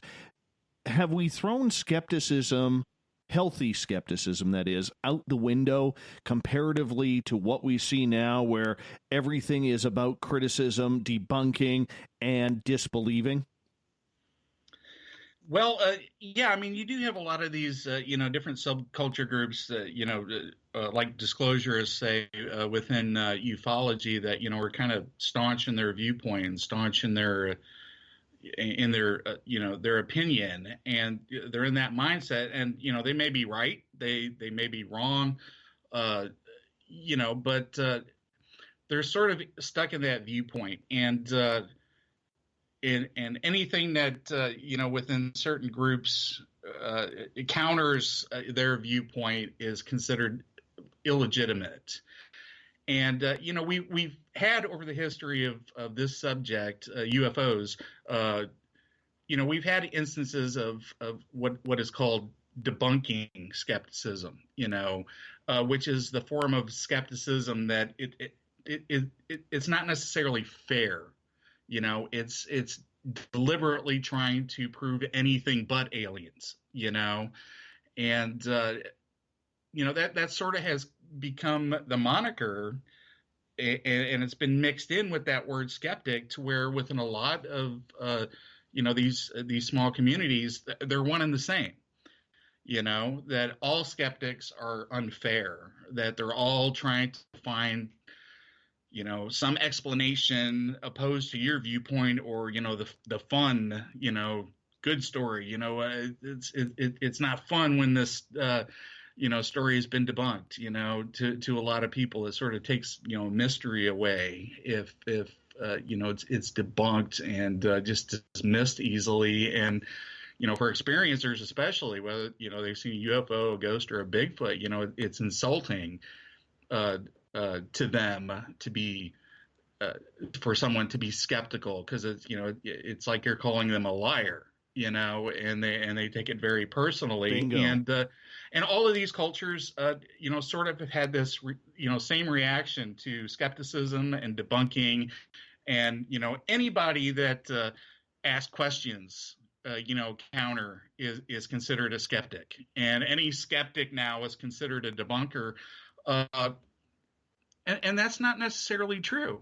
I would hope that everybody who has experienced something or is interested in these mysteries, that they really want to know the real truth.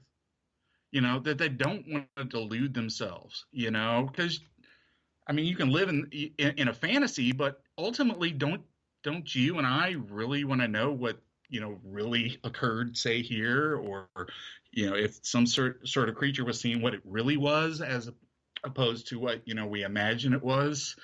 I'd like to really know, and that famous X-Files sign, I want to believe. I altered that to say, I don't want to believe, I actually want to know. And belief is good, belief is fine, and you can exist within that belief. But myself at least, and others, we actually want to know, and to know. We have to figure out a methodology of evidence that makes a claim, justifiable and a real sort of thing. Right.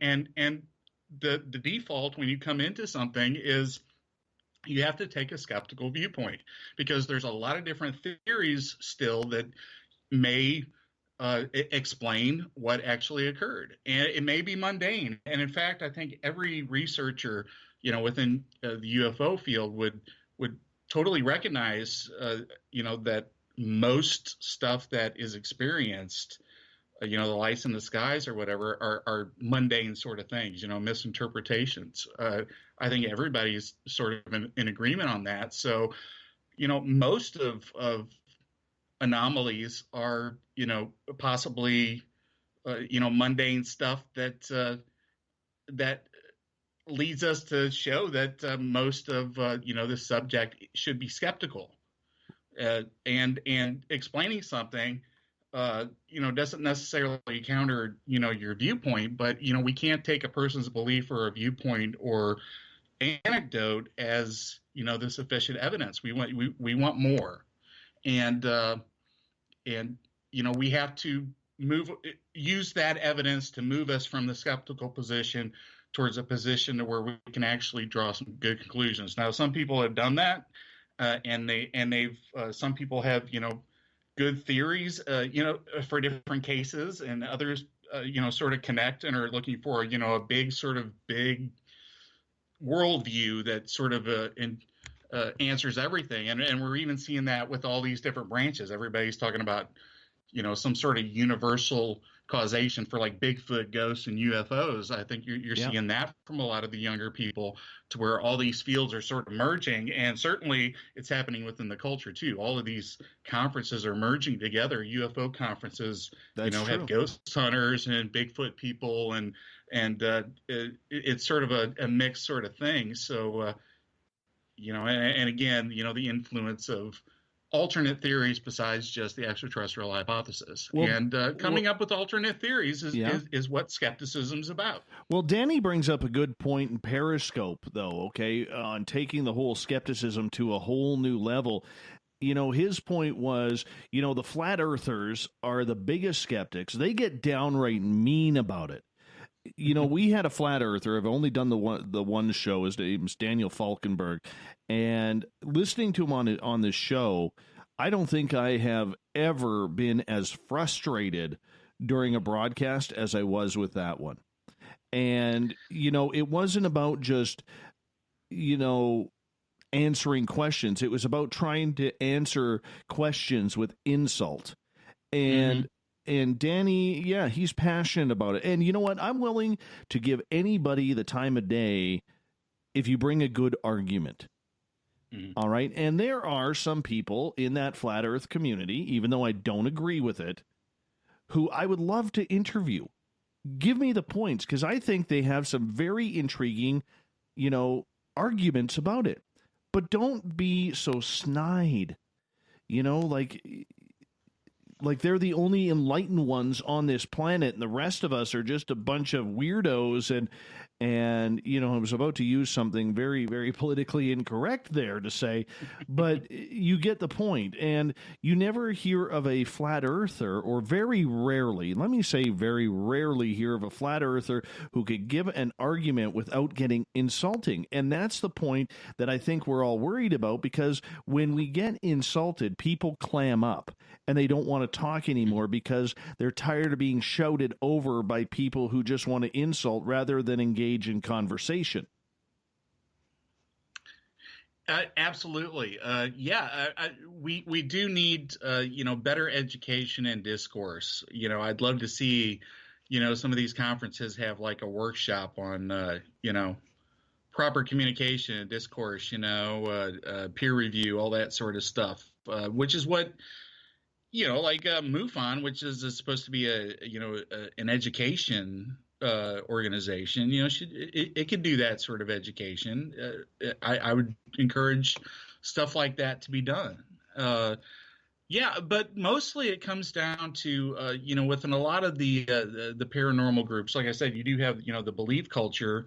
And for a lot of these people, they've been frustrated with science, and there is certainly within a lot of these elements, especially in a lot of the conspiratorial, the real hard, conspiratorial elements, there's an anti-science strain, to where we not only don't know what science is, everybody knows you don't want to be called a pseudoscientist, but nobody knows what that actually, that word actually means. Nobody likes to be called a skeptic, but a lot of people don't know what that necessarily means, or even what a debunker, they have sort of a visceral reaction, which is a sort of culturally fed now, to any sort of, different viewpoints. And it's because we have not educated a lot of people, because a lot of these fields, the investigators and the participants, they're amateurs, and I don't mean that in an insulting way. I mean, there's not a lot of professional scientists out there. A lot of your field investigators and ghost hunters, it's amateur researchers, it's independent researchers, that have varying backgrounds. A lot of people, within these communities that attend events and participate in, different, Bigfoot hunts or ghost hunts or UFO sky watches or whatever, it's working class people that are interested in the subject, largely because of their experiences or, cultural influences. And, so there hasn't really been necessarily a formal education, within UFOs, ghosts, and Bigfoot. There's an informal education. There's, and with that, it sort of creates its own like lore and its own ritual. Like Bigfoot guys will knock on trees because that's the understood way you attract a Bigfoot. I don't know if there's necessarily been any science behind that, but it's a cultural belief. EVPs and haunted houses or ghost boxes, spirit boxes. Those are part of the tools that are used in these experimental rituals that have different levels of scientific validity, because we really don't have a valid scientific framework that we're all operating from, and we don't have a basis in understanding of what science is and how we convince others of sufficient evidence. I want to get to Torben's question here in Spreaker. He is asking, Michael, how does one then set a base to compare against, standards, if you will? Well, I think ultimately the goal is to, document stuff through instrumentation, or, get some sort of physical evidence that is testable, or to, localize stuff so that you can have long-term studies. And I think that can be done in most cases, or it should be done in all cases.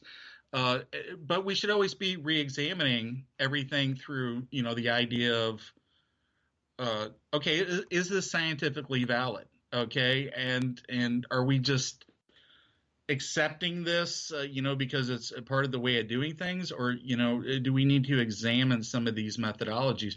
With the spirit box, with the ghost box, every ghost hunter kind of understands that the ghost can influence the box and communicate through that. But we can get these ghost box messages for hundreds of years. Ultimately, it's still not answering the questions of, okay, how does that work? How does that operate? What is that ghost made of? How does it move? How does it interact? How does the metaphysical interact with the physical? Is our consciousness involved? There's a lot of questions that we need to be asking, within all these fields, and we should be constantly examining methodology. And it's frustrating, and a lot of people don't come from the professional academic culture, and they don't understand peer review, and people don't know how to give peer review. So we get into these battles, and in our internet age, as I've said, some of these things can be pretty vitriolic. But first and foremost, we need to talk about standards, and we need to talk about what is sufficient evidence, and what is the ultimate goal, and how can you establish a methodology to meet those goals. The word science, I'm keeping it out of this show tonight. Oh, the people who continually use the word science when they haven't used anything scientific since high school. It frustrates me, man. It frustrates me, and that's just going to send me off on a much repeated diatribe on this show. Much repeated diatribe. I want to get to the UFO question here for a second, okay? Because I think there is a lot of debate now in regards to the term UFO. First off, it came during Hillary's interview. I believe it was with Jimmy Fallon, or the other guy who used to be fat and is now skinny and has a really bad show. Jay Leno? Jimmy Kimmel. Jimmy Kimmel, okay, yeah. Right. One of the two, where she said, we no longer say UFO anymore, we call them UAPs. Do we really need another acronym for UFOs? Because the one thing that the To the Stars campaign I think has been very successful with, and this ties into Robin's question on Twitter, is what is a UFO? Everybody has always considered a UFO to be a spaceship from out of this world. Now we're learning that UFOs could be anything that is unidentified, which is obviously the interpretation of unidentified flying object. But I mean, do we need that confusion, or do you think that confusion is just one of those government steps in order to confuse people regarding the topic? Or to acclimatize people to disclosure, No, this debate has occurred, over the past couple of years, and it's actually been a pretty good debate. What do we call all these things in the sky that are being seen? Do we call them something that reflects, say, more neutral scientific terminology like UAP, unidentified aerial phenomena, or atmospheric phenomena? People sort of have different interpretations there because it sounds more neutral, and when Hillary said that on that show, she's not a UFO junkie. John Podesta was a UFO junkie, and he sort of pushed Hillary sort of to do that interesting sort of news bite sort of thing that gets people's attention. And it's not that there's a UFO lobby out there that you have to sway, because a lot of these paranormal communities really, the hardcore exist in the tens of thousands, maybe, but you do have a lot of people that are transitory in their interest. It'll come and go. They'll catch a documentary or whatnot here, but people have talked about, do we need to move away from the word UFO because maybe over the past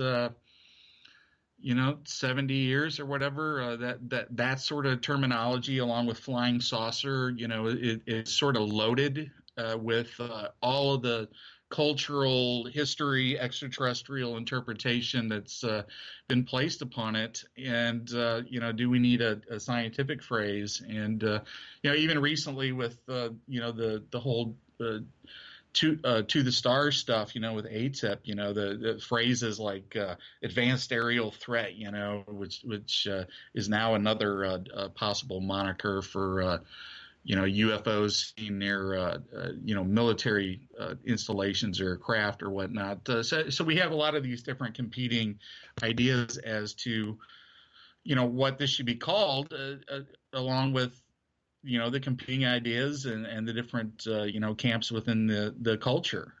Some people are content with UFOs. Some people, ultimately, we're all talking about the same sort of thing.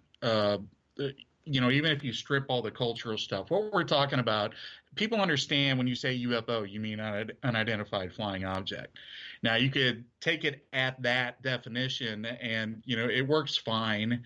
In a basic scientific sort of sense, but it's also, when you expand out beyond that, you're recognizing that it's part of a larger thing. It's part of a larger history. It's part of a larger cultural influence that has not only influenced the culture, but been influenced by the culture. You recognize that. And I'm accepting of all these, whatever people want to call them, that's fine. I know what you're talking about. When you say flying saucer, I know what you're talking about. When you say UFO, I know what you're talking about. UAP, AAP, whatever. I know that you're seeing something anomalous that may be something, as simple as a light, or it may be something as extravagant as a alien craft with tripods down and some sort of being outside of it. I recognize that, somewhere in there, that's what you're talking about. And, that's where we take whatever is given us and, we investigate it and we see, what happened, what this is. And, hopefully we can move beyond the UFO, part of it.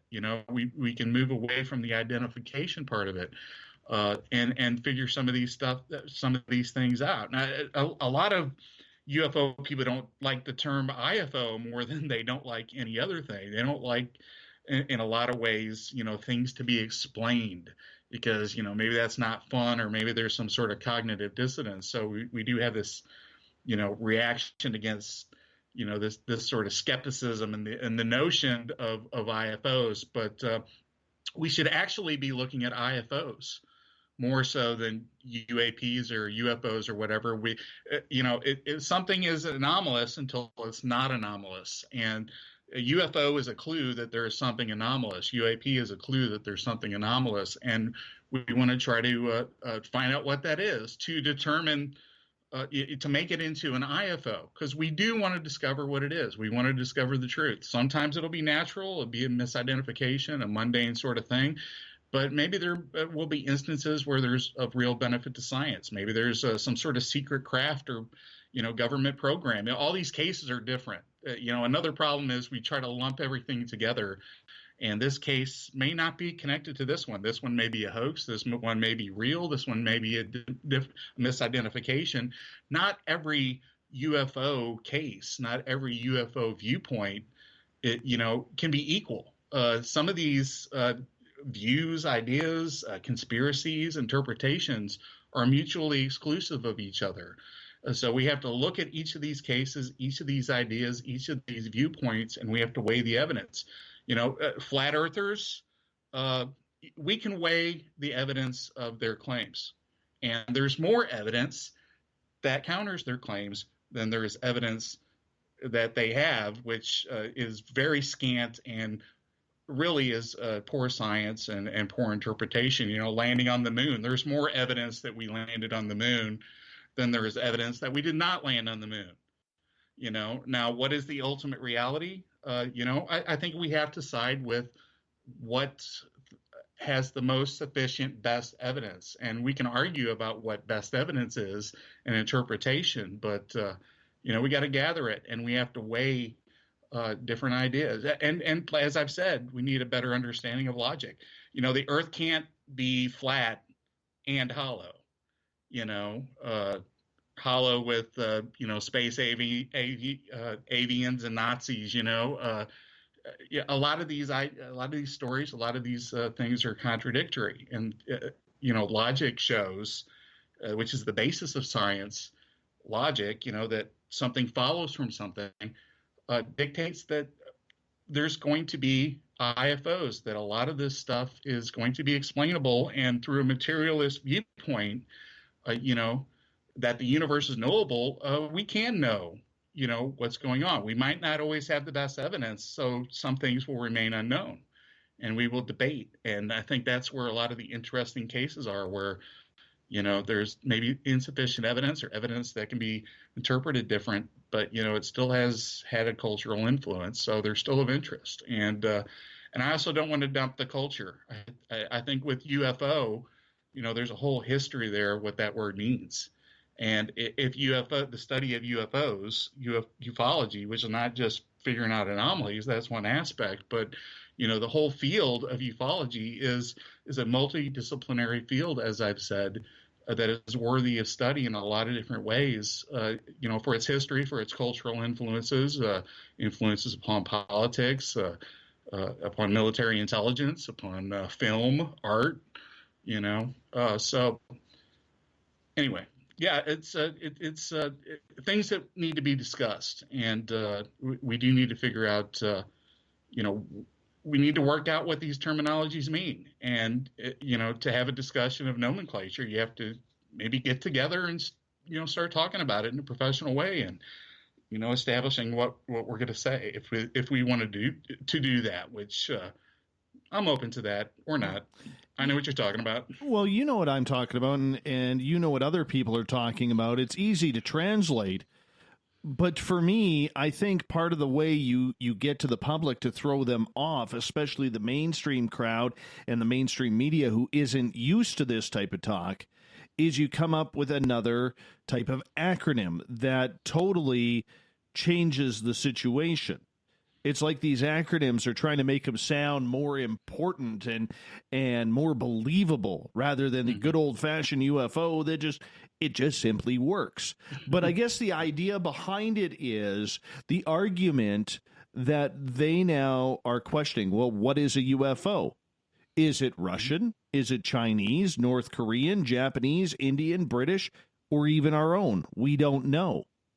And I think that's where the game is being played, Michael. I really do believe that's where the game is being played. And the land of confusion, as Phil Collins used to sing, is really coming forward on this entire topic. Well, yeah, we do exist in times where, everybody's playing around with, words. We do have a politically correct age, and people are recognizing that, within, social media, podcasting, this larger media world that we're all plugged into, that words mean things, and that you can, sway and persuade and manipulate by using words that, reflect your viewpoint and do it in a positive way that is more proactive as opposed to a neutral way. I don't know if we've had any, necessarily neutral phrases in a lot of these, paranormal groups, because they're all sort of tied with a history of the words. But you have a lot of people trying to reinvent. UAP sounds more scientific, and it's utilized by those people that, in a lot of cases, consider themselves more scientifically bent. Because they do want to, reject the UFO nomenclature, because of its baggage with it, and that's fine. But I don't know.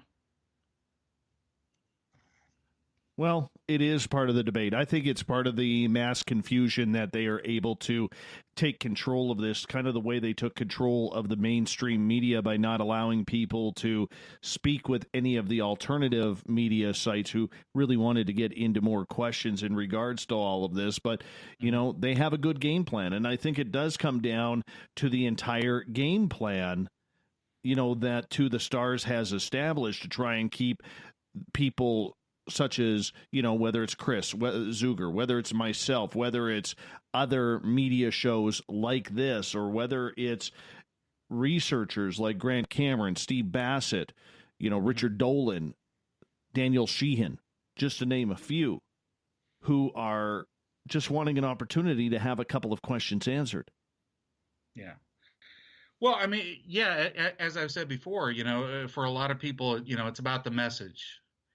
And, there's different messengers out there. There's some that are better than others. There's some that are more, oriented to their career path, more so than necessarily being an activist. And there are certainly activists out there too. But I don't know. Is it about communication? Is it about convincing people? Are people not aware of what a UFO is? Because I think, in our social media world, I'm talking to people all over the world and communicating with them, through a lot of this. There's people in India and Mexico. And, we think here in North America that we're actually, the center of a lot of the UFO stuff. And we certainly have dominated the history. But there's probably more UFO junkies like down in like Brazil or, certain parts of South America, certainly Mexico.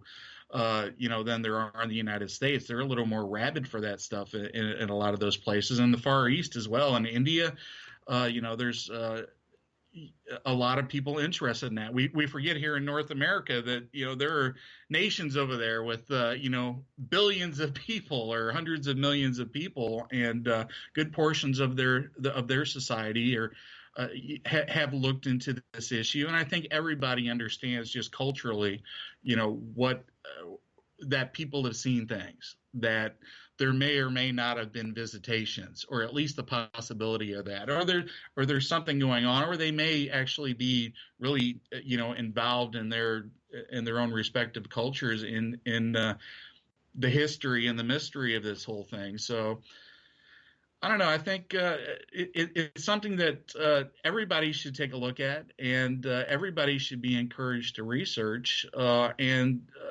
I think everybody kind of knows already that there's this, UFO problem, so to speak, as Hynek called it, even back then.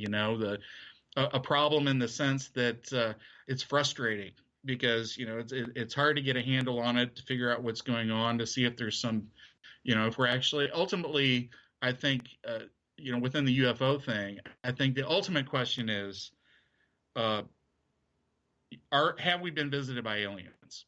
I think first and foremost, that's the thing that everybody is interested in. Okay, have we been visited by extraterrestrials on the base level? And I think that's how the subject's known throughout the world. And I think everybody's already aware of it. It doesn't necessarily take, a Tom DeLonge to spread the message, whatever that message is, it's, and even the message has had problems, from their group. We can spread the message, but we're still not looking at the problem. Are we trying to get more people interested? Are we trying to, get people influenced to where they can influence government, say, as part of some actual movement, or are we trying to proselytize? Are we trying to get people to buy into our belief system? Some of these may be related to, even religious viewpoints or spiritual consciousness viewpoints. There are certainly people that are interested in that aspect of the UFO issue being a spiritual one, So, what's the message? Who gets to decide what the message is to the world, And are you going to stop people from talking? Are you going to stop messengers? Are you going to stop people from influencing media? No. They're going to do it. They're going to make their arrangements, and the message is going to be out there. It may be a good one, maybe a bad one. There may be a good documentary or a bad documentary or TV show out there that sort of puts things back, years, because some people do look at this. For every ATIP story, which is is claimed to be groundbreaking, by Fox News, while they play the X-Files music, there's other stories out there of hoaxes and BS artists and a lot of the stuff, as I've said, when you click on those videos and pictures, it's not really convincing. I think general people can look at some of that fake video stuff and say, hey, it's fake video.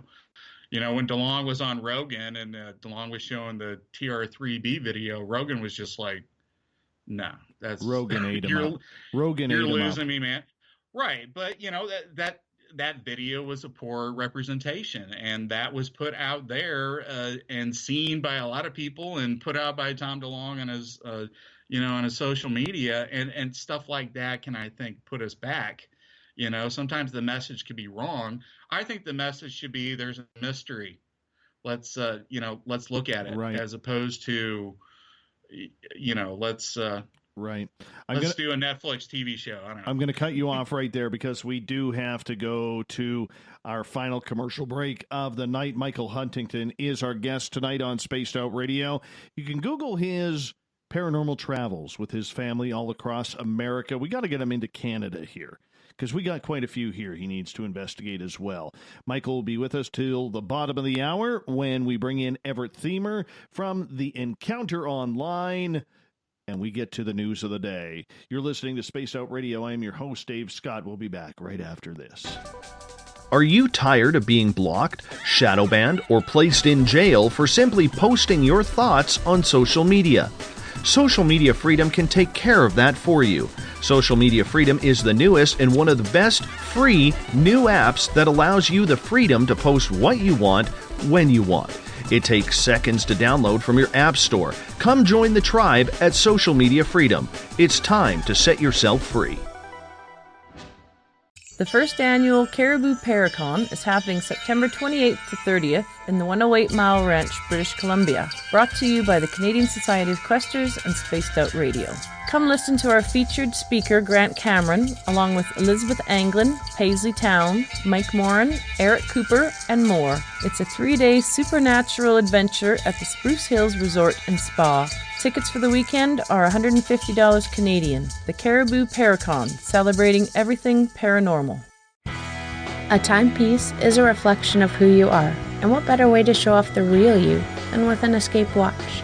Escape is a lifestyle brand accessorizing your days and nights. Choose to escape and create the life of discovery that you deserve. Dream, play, unite with your own personalized Escape watch. Head to escapewatches.com. There is no time like the present to enjoy your escape. Use promo code SMF2017 for your 20% discount today. Looking for a place to advertise at a very reasonable cost? Look no further than Spaced Out Radio. SpacedOutRadio.com has an advertising tab that you can click to check out our daily, weekly, and monthly packages to play on the radio, or our website including social media. From commercial spots to banners, we have it all. Check out our competitive pricing today.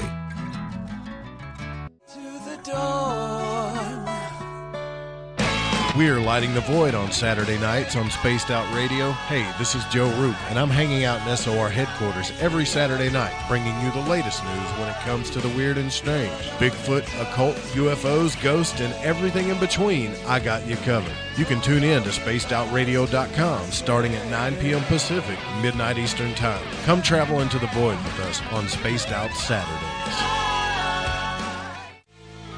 Not ready for bed on Saturday night? Right after Spaced Out Saturdays, hop on over to S4 with Corey Ruiz and me, Eric Cooper from Forest Moon Paranormal. With S4, there are no limits to what we try and uncover. From government conspiracies to helping clean up the paranormal, no topic is safe on S4. We get to the heart of the matter, of the subjects you want to learn more about. So tune in on S4 starting at midnight Pacific, 3 a.m. Eastern, only on SpacedOutRadio.com. Are you intrigued by Paranormal Talk Radio? You'll love the new Paranormal Radio app from TalkStream Live. You'll find a great selection of talk shows covering UFOs, ghosts, strange phenomena, and much more. Download the Paranormal Radio app now and start listening to the very best in paranormal talk entertainment, including the network you're listening to right now, the Paranormal Radio app, free in Google Play and the iOS App Store. The Call of the Wild is in Vancouver. The Moose Vancouver is one of the hottest bars and restaurants in the city. Open until 2 a.m. nightly, the Moose will rock you like a hurricane all night long. Great food with everything on the menu at $6.95 near the corner of Nelson and Granville. Get your horns up and come rock with us. The Moose Vancouver, the official rocking bar of Spaced Out Radio. Visit purpleplates.com today. For over 40 years, the Purple Energy Plates have been delivering amazing results for their many customers. Inspired by the great genius Nikola Tesla, the harmony, healing, and energetic effects of the plates have proven over and over to be beneficial and often miraculous to thousands of customers. Check their site for daily specials and choose from their many energy products. You won't be sorry. Visit them today at purpleplates.com. This is Eric Markham, news editor for the Spaced Out Radio's The Encounter Online. We have put together a great team of writers and journalists from all over the world to bring you top-quality paranormal stories, from alien encounters to the latest conspiracies. You won't find any of that fake news here. True stories and top-notch reporting as we look to bring these experiences to the mainstream. The Encounter Online, only at SpacedOutRadio.com. Do you want to know the truth? Do UFOs exist? Are aliens real? Are the governments hiding the biggest secret in history? We're UFO seekers, and we're on a hunt for the truth. Subscribe to our YouTube channel and follow along with us as we journey across the United States, visiting UFO hotspots and alien hotspots, trying to document the UFO phenomenon. Catch us on Spaced Out Radio every third Monday of the month as we discuss Area 51, UFOs, and more. And also, don't forget to subscribe to us on YouTube. You hear footsteps in the empty room above you. A rocking chair begins rocking by itself. Don't be afraid of the things that go bump in the night. Reach for Spirit Storybox, the iPhone app the Huffington Post UK called the only ghost hunting app you will ever need. Spirit Storybox. The spirits are telling their stories. From the mile-high state of Colorado, sharing our signal around the world, I invite you to Spaced Out Sundays.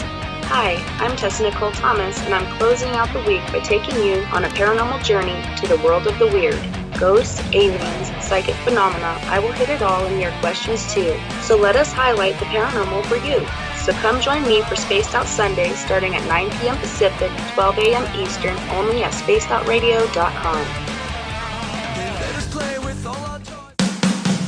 The views and opinions expressed by tonight's guest and topic of discussion do not necessarily represent the official policy or position of Spaced Out Radio, Spaced Out Weekend, Spaced Out Radio Limited, its hosts, syndicated carriers, or anyone associated with this broadcast.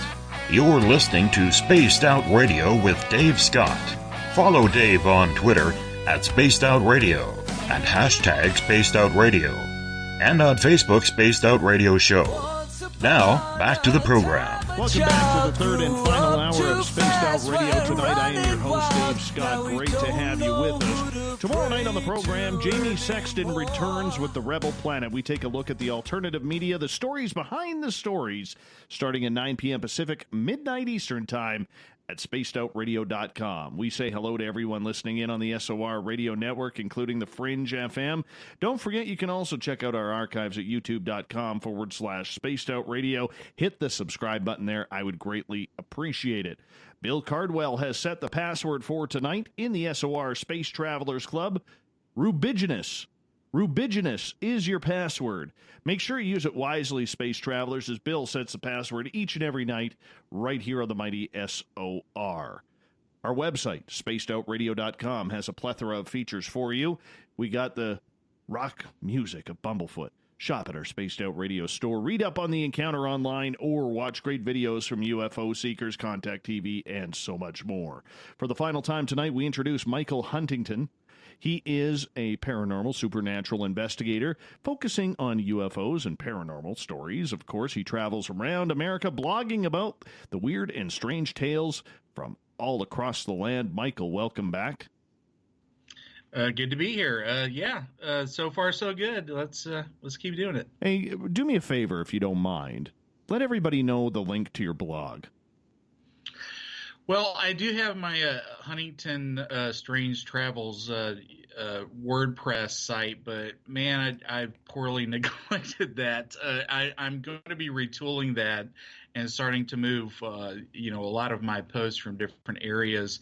I've sort of, been trying to avoid the mass publishing stuff and just focusing on getting as much as I can, out of these travels. So I've been doing a lot of the traveling and a lot of the picture taking, and focusing on getting as much as I can. And I think I probably have enough material out there for like 3 books, a couple hundred pages long of little background stories of different locations and some cool pictures of different locations, different personalities, throughout these paranormal cultures, different events. I've been able to, take pictures and meet with a lot of interesting people, from George Norrie to Travis Walton to, all these different folks at all these different conventions and conferences, and I try to document that because they are influencers in a lot of ways, and part of the culture and impactful of the history, at least in some way. So I try to document that, and I've tried to share as much as I could, just getting it out there and building up an audience, because I'm not interested in necessarily the broadcast stuff, or I'm not trying to get a TV show or necessarily promote my books. I'm an independent person. I'm doing this on my own schedule. So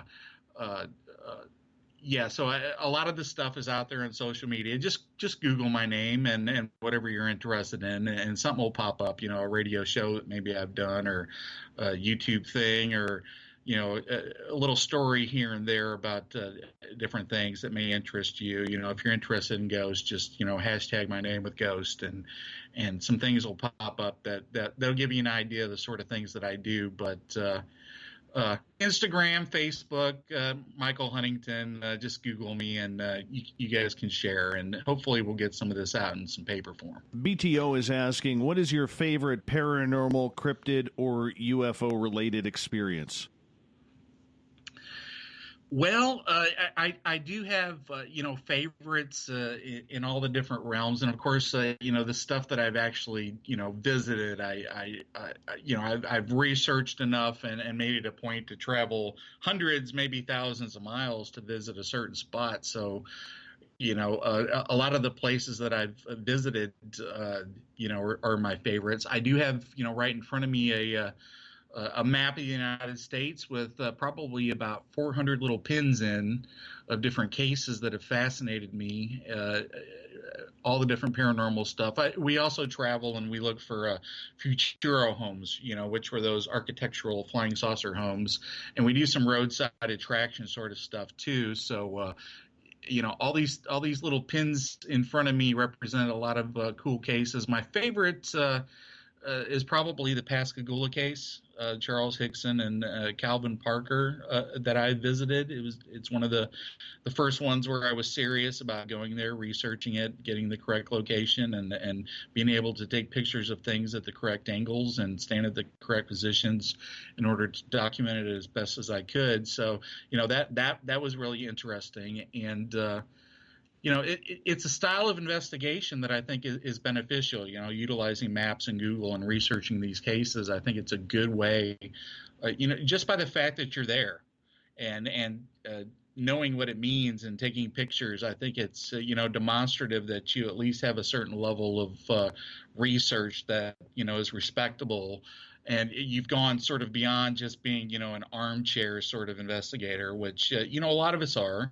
Not everybody goes hunting or, saucer watching or whatever. It's the serious people that go out and do that sort of thing, or the people that are, part of that culture where it's just, what they do. It's, it's a ritual sort of thing, as I've said. But Pascagoula, Flatwoods is one place that I'm interested in that I haven't gone. There's a lot of places that I still have not gone.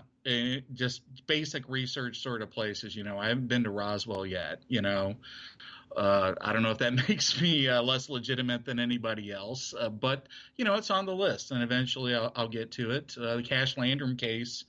The two old ladies and the young boy that got burnt in the car back in 1980 in Texas. That's actually one of my favorite cases, and that I've been itching, to get down there to Texas to the location just to see it for myself, because I think, being there also sort of brings it home, and it fulfills that childhood thing of, I want to be there and check it out myself. It gets us. It connects us a little bit with, the stories that have sort of fascinated you. The Kelly Hopkinsville case is probably one, from 1955 in Hopkinsville, the alien attack on the farm. I've researched that case. I went to all of the conferences there. They actually hold like a UFO festival. I've, met with descendants of the Suttons. I've been on the location and stood where the house stood, where the aliens have been. I've seen where the saucer supposedly crashed, and I was able to take pictures, actually there with descendants of the participants. And that was a good experience that I had last August. There in Hopkinsville was the epicenter of the great eclipse from last year. That UFO location was the epicenter, the longest duration of the eclipse for total eclipse totality. And, it just so happened to fall on the same day as the encounter. And so I was on location at a famous UFO spot on the anniversary of the encounter during an actual celestial event, and it was a mad UFO festival. The roads were lined with thousands of people. It was really interesting. I think that's probably one of the best trips that I've been able to take and document, video. A lot of that stuff I'll probably collect in some sort of documentary form. After everybody everybody's kind of was tired of all the eclipse stuff. So I think here in the next few years, people might want to be able to look at that and I might be able to use that as a way to educate people about, this history, this, at least it was significant folklore, it did have an influence upon this community and UFO lore, so at least on that level, I think it's worthy of documentation, regardless of, whatever the interpretation as to what actually happened. As a travel writer, I'm not just a, paranormal researcher or whatever. I actually consider myself a paranormal travel writer. So as a travel writer, I want to, document and show what people can visit and what they can see and how they can participate with a lot of these different cases. The other people have their own pet cases, and this sort of UFO tourism, I think, is a good way to educate yourself about cases. And I've tried to use it as that and to try to educate others. And I have some. All the cases are, my favorite ones are the ones that I visited. But I think I want to make that even more so in the future. Are there any you have on your wish list that you haven't been to? Maybe not even in the United States. There's a few. Not necessarily throughout the world. I think, Rendlesham in England, Loch Ness, in Scotland. I mean, obviously, I would, love to do that. I'd love to see the Nazca Lines and Machu Picchu and some of these, places that are interesting because of my interest in, ancient astronauts or, cryptids or sea monsters or whatever. But most of the stuff is in the United States. There's a few in Canada that are on the list. You get up there, the Pacific Northwest, that's Bigfoot territory, of course, but there's a few interesting UFO things as well. I mean, one thing that would be my ultimate dream trip would be to, like on the anniversary of Kenneth Arnold's flying saucer encounter, to be able to fly that route on the anniversary. I think that would be a fantastic sort of thing, but I don't know. We'll see. If anybody's got an airplane on that date here in a few years, maybe we can check it out. No, it's not that. We just had the 75th. It would actually be, I think, like the 80th. I don't know. We'll see. Here in a few years, whatever the anniversary is, that would be my ultimate thing. And ultimately, we'd like to travel around with an RV, so we can extend out. I am traveling with a couple of boys. I have an 8-year-old and a 6-year-old, and their car survival time is about 4.5 hours before we have to find a hotel with a swimming pool. So we're working our way out here from the Midwest, extending out further. Hopefully we'll get into New England, and I do have friends in Seattle, so we'll probably be up in the Pacific Northwest here in a few years. And maybe we can go to the bigger stuff when they're a little older, and we can travel farther. We got about 15 minutes left with you tonight, and it's gone by way too fast, as I thought it would.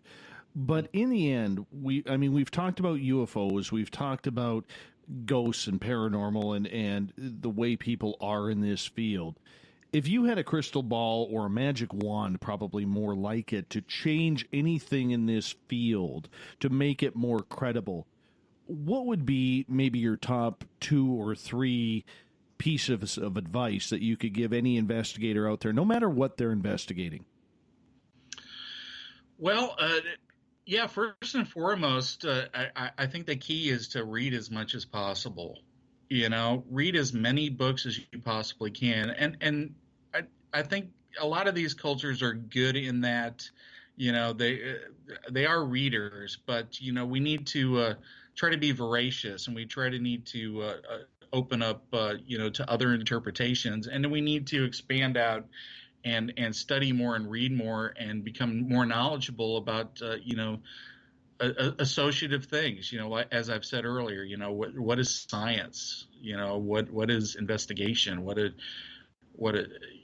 How can we best go about, improving things and evidence and method and all that sort of stuff. I think we need to, study philosophy, and we need to study language, and we need to study science and associative things. Like if you're a ghost hunter, you should probably be studying some psychology, because parapsychology extends out of that, and it has a history, within itself. So you should be knowledgeable about that, and you should be knowledgeable about methodology. Bigfoot folks, definitely anthropology and some of the natural stuff is a benefit. Ancient astronaut people, don't just read Von Daniken. open up an Egyptology book, because you need to delve into it a little deeper if you're really trying to find out what's going on. A lot of people are okay, with just reading certain people or watching their documentaries or listening to their programs or whatnot, and they're content within that viewpoint. It makes sense to them, and we all do that. There's people that we like, and there's ideas that we like, and there's stuff that we reject. But we should all try to be open to that, and we should all try to study as much as possible. I think studying as much as possible would probably be the big advice that I would give, and study multidisciplinary sort of stuff. If you want to be one of those guys that makes comments on photographs online, you should have studied some photography. You should maybe study some optics. You should, don't just take other people's interpretations. Study up on it. Study. If you don't like somebody calling your picture a lens flare, study up on lens flares. You may learn something either way. And there's not a lot of that. We're sort of just reinforcing ourselves. Social media, we kind of get into these little echo chambers of agreement, because it's as you said earlier, it's harsh out there to debate. Everybody takes things personally and unfriends each other, and talks about people behind their backs, and a lot of this sort of juvenile stuff. But try to be professional, try to improve yourself, try to be multidisciplinary, and be knowledgeable, and just watching all seasons of Finding Bigfoot, that does not make you a Bigfoot expert. Getting into the communities and talking to people, going to locations, participating, communicating, reading, writing, researching, that makes you a better researcher. And we all have to kind of do that ourselves, because, as I've said, this isn't really an academic class of people. It's primarily researchers. You have a few people that do come from scientific backgrounds that have an interest, but they're few and far between, and we need to try to move towards that professionalism. And the best way to do that is make ourselves better and more educated. Will the field ever clean itself up? Well, I don't know what clean itself up means. I mean,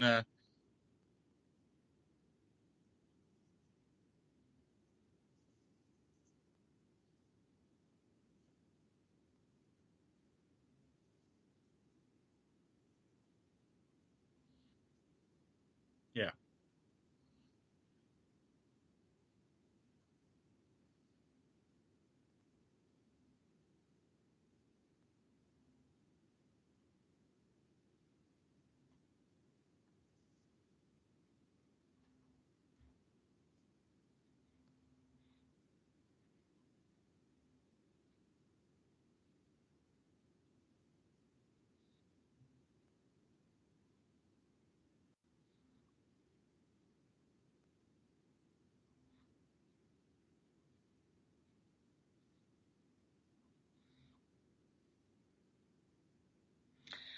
Well, I mean, there are people out there that definitely, have ideas on how, to have better methodology, and how to, avoid our own biases, and to avoid some of the things that have happened in the past, hoaxes, and, a lot of the negative stuff, the exploitation or whatever, that can be harmful, and not put, again, as we talked earlier, whatever the message is forward, that there's something worthy of study, or something that's a reality. I think ultimately we all need to we all need to reset, so to speak, and recognize that this has been dealt with, at least within the UFO world. For the past 75 plus years, and maybe even a little bit longer, and we've seen all of these cultural groups, these subcultures, these cultural influencers, throughout this history. And there's been waves of, movement towards science. There's been, the Space Brother movement, occult-oriented sort of movements throughout the history of this subject. There's been certainly a number of con men throughout this subject. There's been skeptics, there's been proponents, there's been witnesses, there's been a lot of different people over the course of this subject. And I don't think it's necessarily going to become one thing. I think within these cultures, cultures are self-perpetuating sort of things. And, even if you come out with, say, an answer, it's not going to be a foolproof answer to a lot of different people because they have different interpretations as to, what the reality is. We could have disclosure tomorrow, but how many people would believe it, right? If the government came out, if Trump said, okay, here's the reality, how many people are going to believe it? Some will say it's a bunch of baloney, because it's, you can't trust the messenger. There's always going to be somebody that's not satisfied. And there's always going to be these sort of players. We're always going to have, some exploitation. There's always going to be, some people that move towards science and some people that move towards the spiritual. I think what we can try to do is, find a balance and, recognize that all these are components. And we sort of need to figure out what we all want together, what our commonalities are. And maybe we can move to at least figure out what some of these anomalies are. There may be something worthy of study. It may turn out to be true that, maybe there are some sort of dimensional portals at specific spots at certain locations. That may be, something that is materialistically true. But, we've not been able to accurately observe in order to understand things. We all eventually need to move beyond the belief aspect together and try to figure out what a goal is.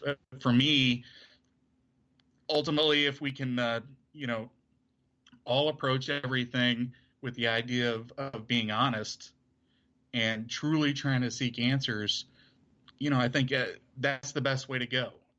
But there will always be exploitation out there. There's always going to be people with egos. There's always going to be money associated with all of these subjects because it's really interesting. It's really entertaining. It's fun and entertaining to watch a Bigfoot documentary or watch one of these ghost hunting shows or, watch an Ancient Astronauts episode. But does that, demonstration of knowledge or that interpretation, does that lead us anywhere? Or does it just entertain us? Hopefully if we can at least get better, more truthful documentaries that aren't, following this reality show view of investigation or this ancient astronaut hangar one sort of view of cases where, maybe things are represented in a sensational way in order to, boost ratings or whatever. A lot of the people in the professional level of ufology who show up on like network programs, they'll recognize and they'll tell you that, you sort of have to play the game. You sort of have to take, say what they want you to say. And a lot of stuff is staged, and it's more of a performance sort of thing as opposed to a real documentary. I think what we're seeing again with a lot of the younger people is they're not interested in being on History Channel. They're more interested in producing their own documentaries now and getting them on like YouTube and on Amazon Prime and on Netflix, and getting their message out there directly to the people. And a lot of people are doing that. And the technology is accessible for everybody to do that now. And some of it's going to be good. Some of it's going to be sensational. But I think if we can find a balance and at least be able to discuss things, in a professional, cordial, level, I think that would be the advantageous sort of thing. But there's a lot of animosity. There's a lot of, camps and people that don't like each other. And no, it's people, not friendly. people that, and to be honest with you, there's a lot of business out there. There's a lot of money. There's competing networks. There's competing TV shows. There's competing speaker circuits. There's competing publishing houses. So there's all those sort of considerations. You do have different camps that are aligned to different people and different interpretations of cases, or maybe fights in different groups or scandals or whatever have created different divisions. And I think we got to get past a lot of this sort of stuff, I think, and it's going to be rough, I think, because it's just so easy to just call people names, and that just shuts everything down, My friend, I hate to say it, but it's come to that time of the night where we got to get ready to say goodbye to you, Mike. What a pleasure, and thank you so much for stepping up here and coming on the show tonight. I really enjoy talking to you. You're a breath of fresh air. You're extremely knowledgeable, and we have to do this again soon. Well, thank you so much, Dave. I want to say, you are one of the best guys out there. You ask great questions, and I wish you all the success. Thank you. I understand what you're doing. I understand, that you're a professional, but you're also really somebody that's interested in what's going on. And thank you for letting us, offer our viewpoints, those of us who have them. Thank you so much, Mike. Really appreciate it. Coming up next, we have Everett Themer and The Encounter. This is the winter of our lives. We come to play the final scene. The curtains closing in the darkness. We expose what lies beneath.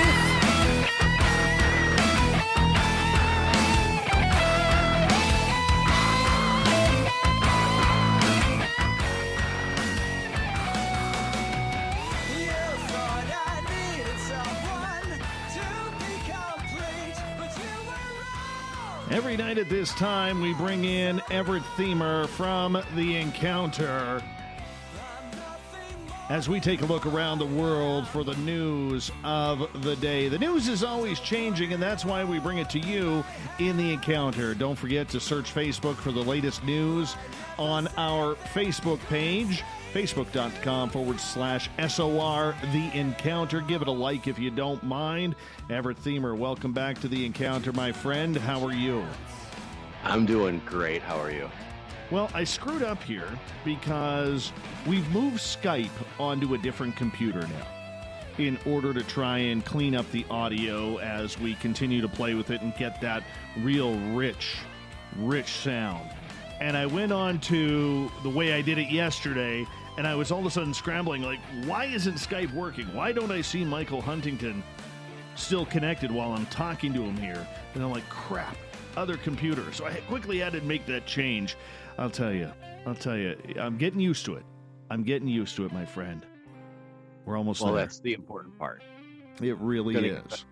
Going to get better every day. What's up in the news for this hump day, my friend, on The Encounter? Well, we've talked a lot about soccer in the past few shows. Ooh. Oh, and I'm getting hives just when you say that word. I want to move from one fake sport to another fake sport. Okay. Canadian football. Oh, whoa. That one hurts, man. Hold on. Come on. If we're going to have this debate. Ooh. Okay. Before I drop the gloves here, let's get to it. Okay. I'll keep quiet. Okay. Okay. There was a man this past Saturday who ran on a field during a BC Lions game. Yes. Are you familiar with this story? Very, very familiar. The guy deserved it. Fill us in. Okay. He ran out onto the field wearing only a jersey and his underwear. And as he was running around, he was tackled by a player from the BC Lions named Marcel Young. Yes. Well, now apparently he has retained a law firm and is potentially going to sue the BC Lions for this player tackling him while he was running around on the field. Yes, I saw that. I saw that video, and let me tell you something. Okay, it doesn't matter if, like the Canadian Football League does not get the publicity that it deserves. It is a great game. You cannot compare it to the NFL. You just cannot. And I covered the BC Lions for a number of years, and I am a giant BC Lions fan. All right? And I got invited. Here's a quick story. I was having the worst, this is way before I met Mrs. SOR. I went on an online date. She brought a friend, I brought a friend, okay? And it was one of those nightmares that absolutely, the person looks nothing like their photograph. All right? I'm familiar with dates ending as nightmares. Okay. Well, yours usually end in a restraining order, but that's another story. All right. So moving on, we go to one of our sponsors, Loose Moose. We ditch these two. Okay, these two ladies. Going to keep it polite. And we run down Nelson Street or Granville Street in Vancouver, hang a right on Nelson, run right into the Vancouver Moose, one of our sponsors. And lo and behold, the BC Lions walk in with the Grey Cup after they won. The Grey Cup is the equivalent to the Super Bowl. All right? And quarterback Buck Pierce says, "Hey, Dave, how you doing tonight?" I said, I told him what happened. He puts his arm around me. He says, "Your night's about to get a whole lot better." So I partied with the BC Lions, with the Grey Cup, in a limousine, driving around to about 6 different bars. I got home at 7:30 in the morning. Worst night of my life turned into one of the best. It was beautiful. It's nice when nights turn out like that. Yes. Yes. But this fan, he wasn't charged with any offense or anything, but he was issued a trespassing ticket. Yes, and that's normal. And he declined medical treatment, but later in the evening, his family took him to the hospital. And now the law firm that he's retained says that their client has suffered serious injuries, including a traumatic brain injury. Really? And they don't know what his prognosis is. It's unclear at this time. Son of a gun. Really? To me, it sounds like a lawsuit of opportunity, but another Vancouver lawyer, Paul Doronchenko, says that he's not surprised that the fan is considering suing. Yeah. He said that as a football player out on the field, it's not your job to be tackling trespassers. And he doesn't feel that many people would feel that that a football player would be doing his job. Right. Tackling somebody in gear dressed as a football player. Well, I mean, it's a guy's fault. All right? It's the guy's fault. Well, what do you expect to happen when you run out in your underwear on a field? Oh. During a professional sporting event? I agree. I totally agree, man.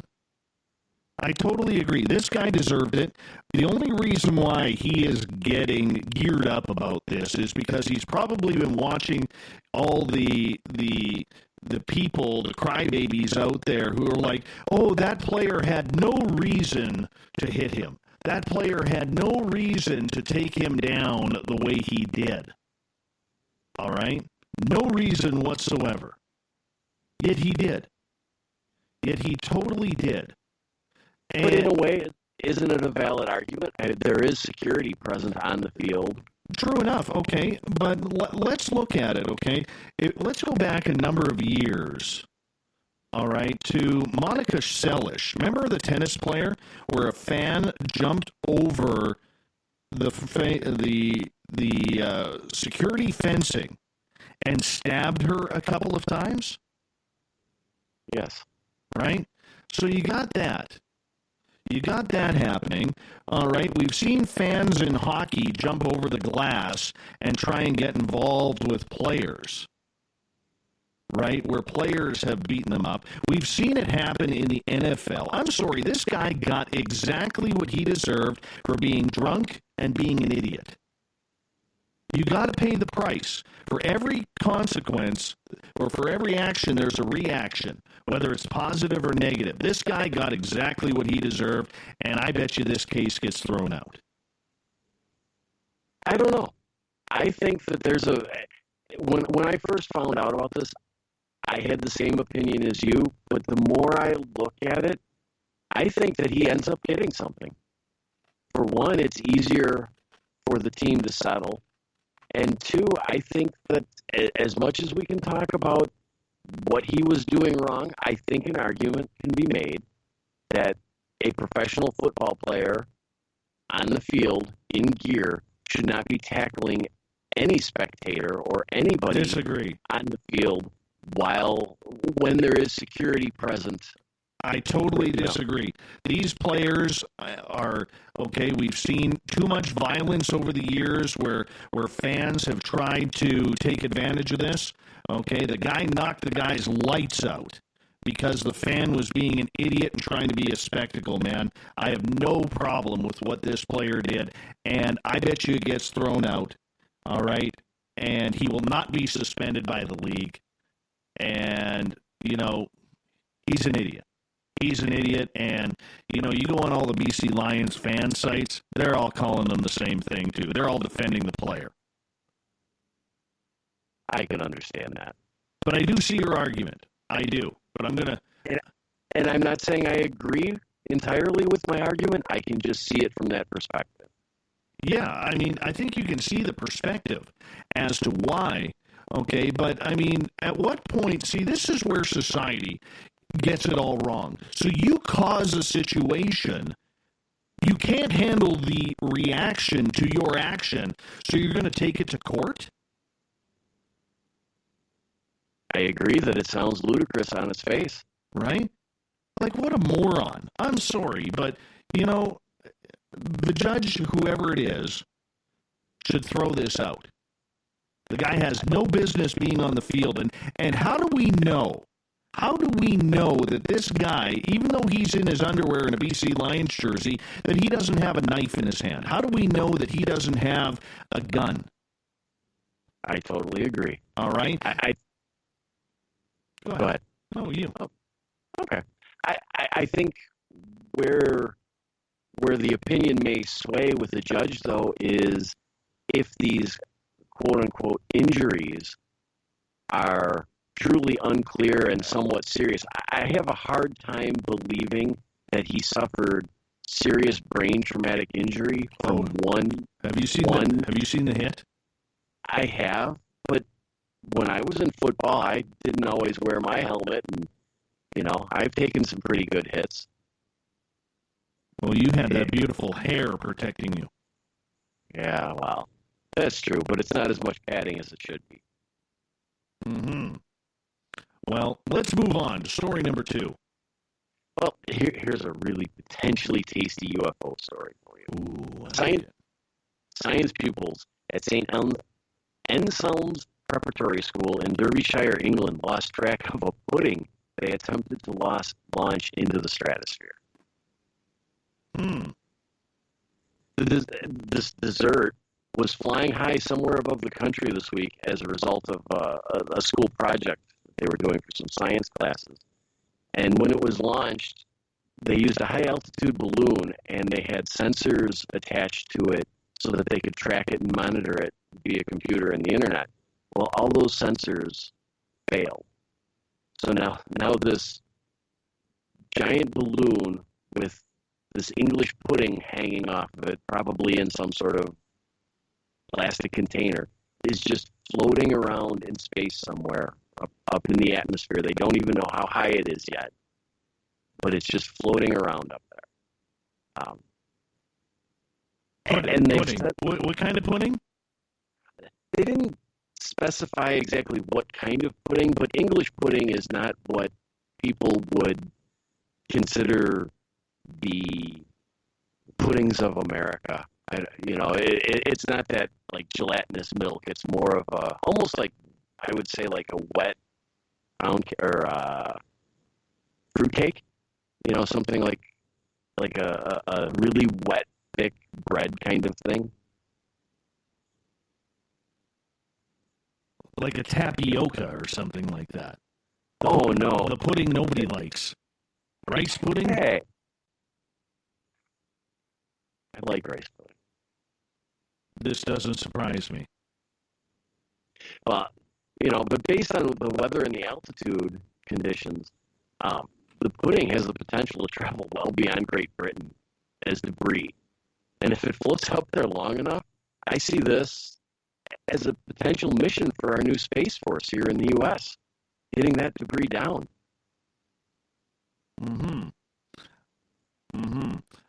Everyone, we do know that there is some audio troubles happening on Spreaker right now. Again, we are trying to fix it, so just bear with us for a couple of minutes, okay? Just bear with us.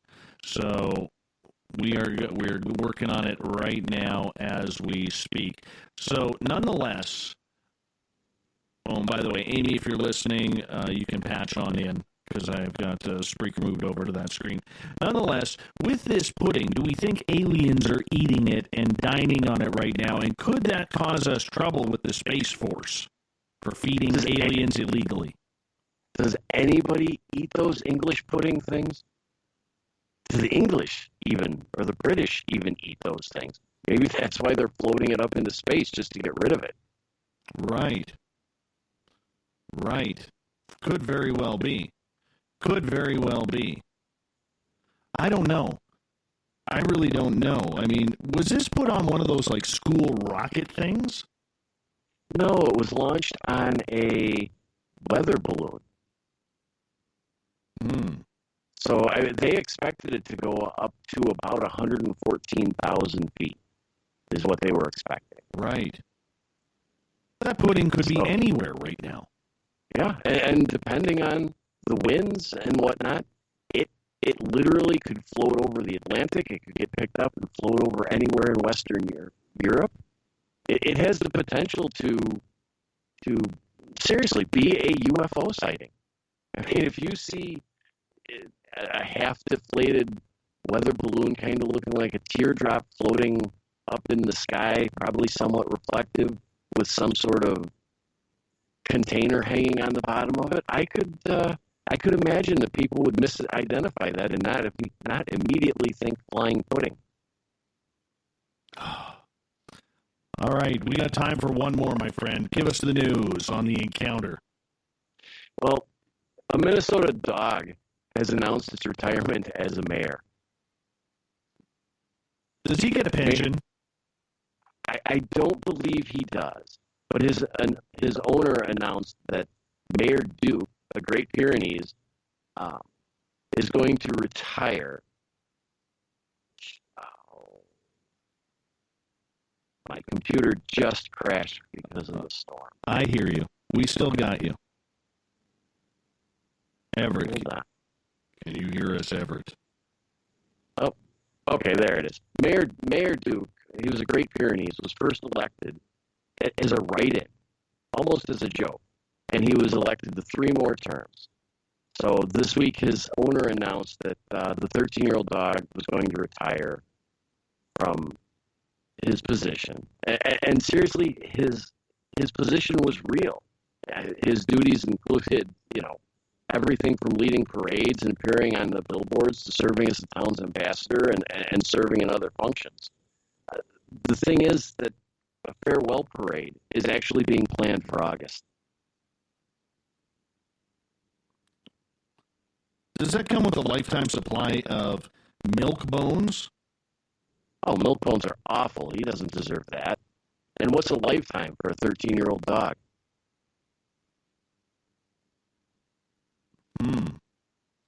Well, either way, you got to treat him well. He was the mayor, making important decisions.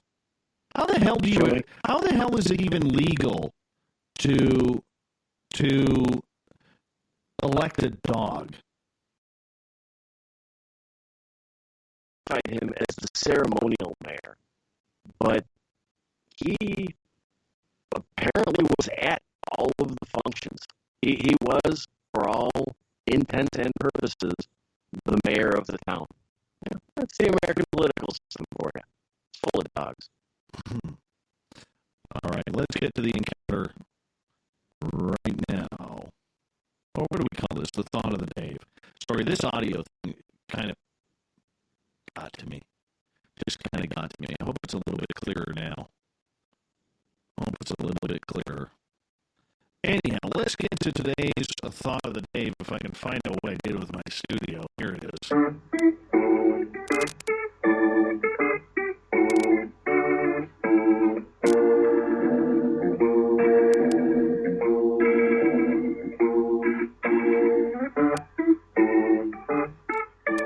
Thought of the Dave happens every night at this time, where we take a question from you, we ask it on Twitter and Facebook. You answer, we read your replies, because we love to have all of your responses put together to share them with our fellow audience as well. Today's Thought of the Dave question is as follows. Tell me about your most recent close encounter with either a ghost, cryptid, UFO, or aliens. Everett, what's your close encounter? Tell the story. Actually, I want to hear this story again, because not many of our audience have heard it. Tell the story about the beer can or the pop can. Oh, that was a pop can. You and I and Preacher were talking one night after a show, just kind of going over everything that had happened and dissecting the show like we often do. And my studio and my office, I have an open room in the middle that's probably about 30 feet from one end to the other. And I was looking out the window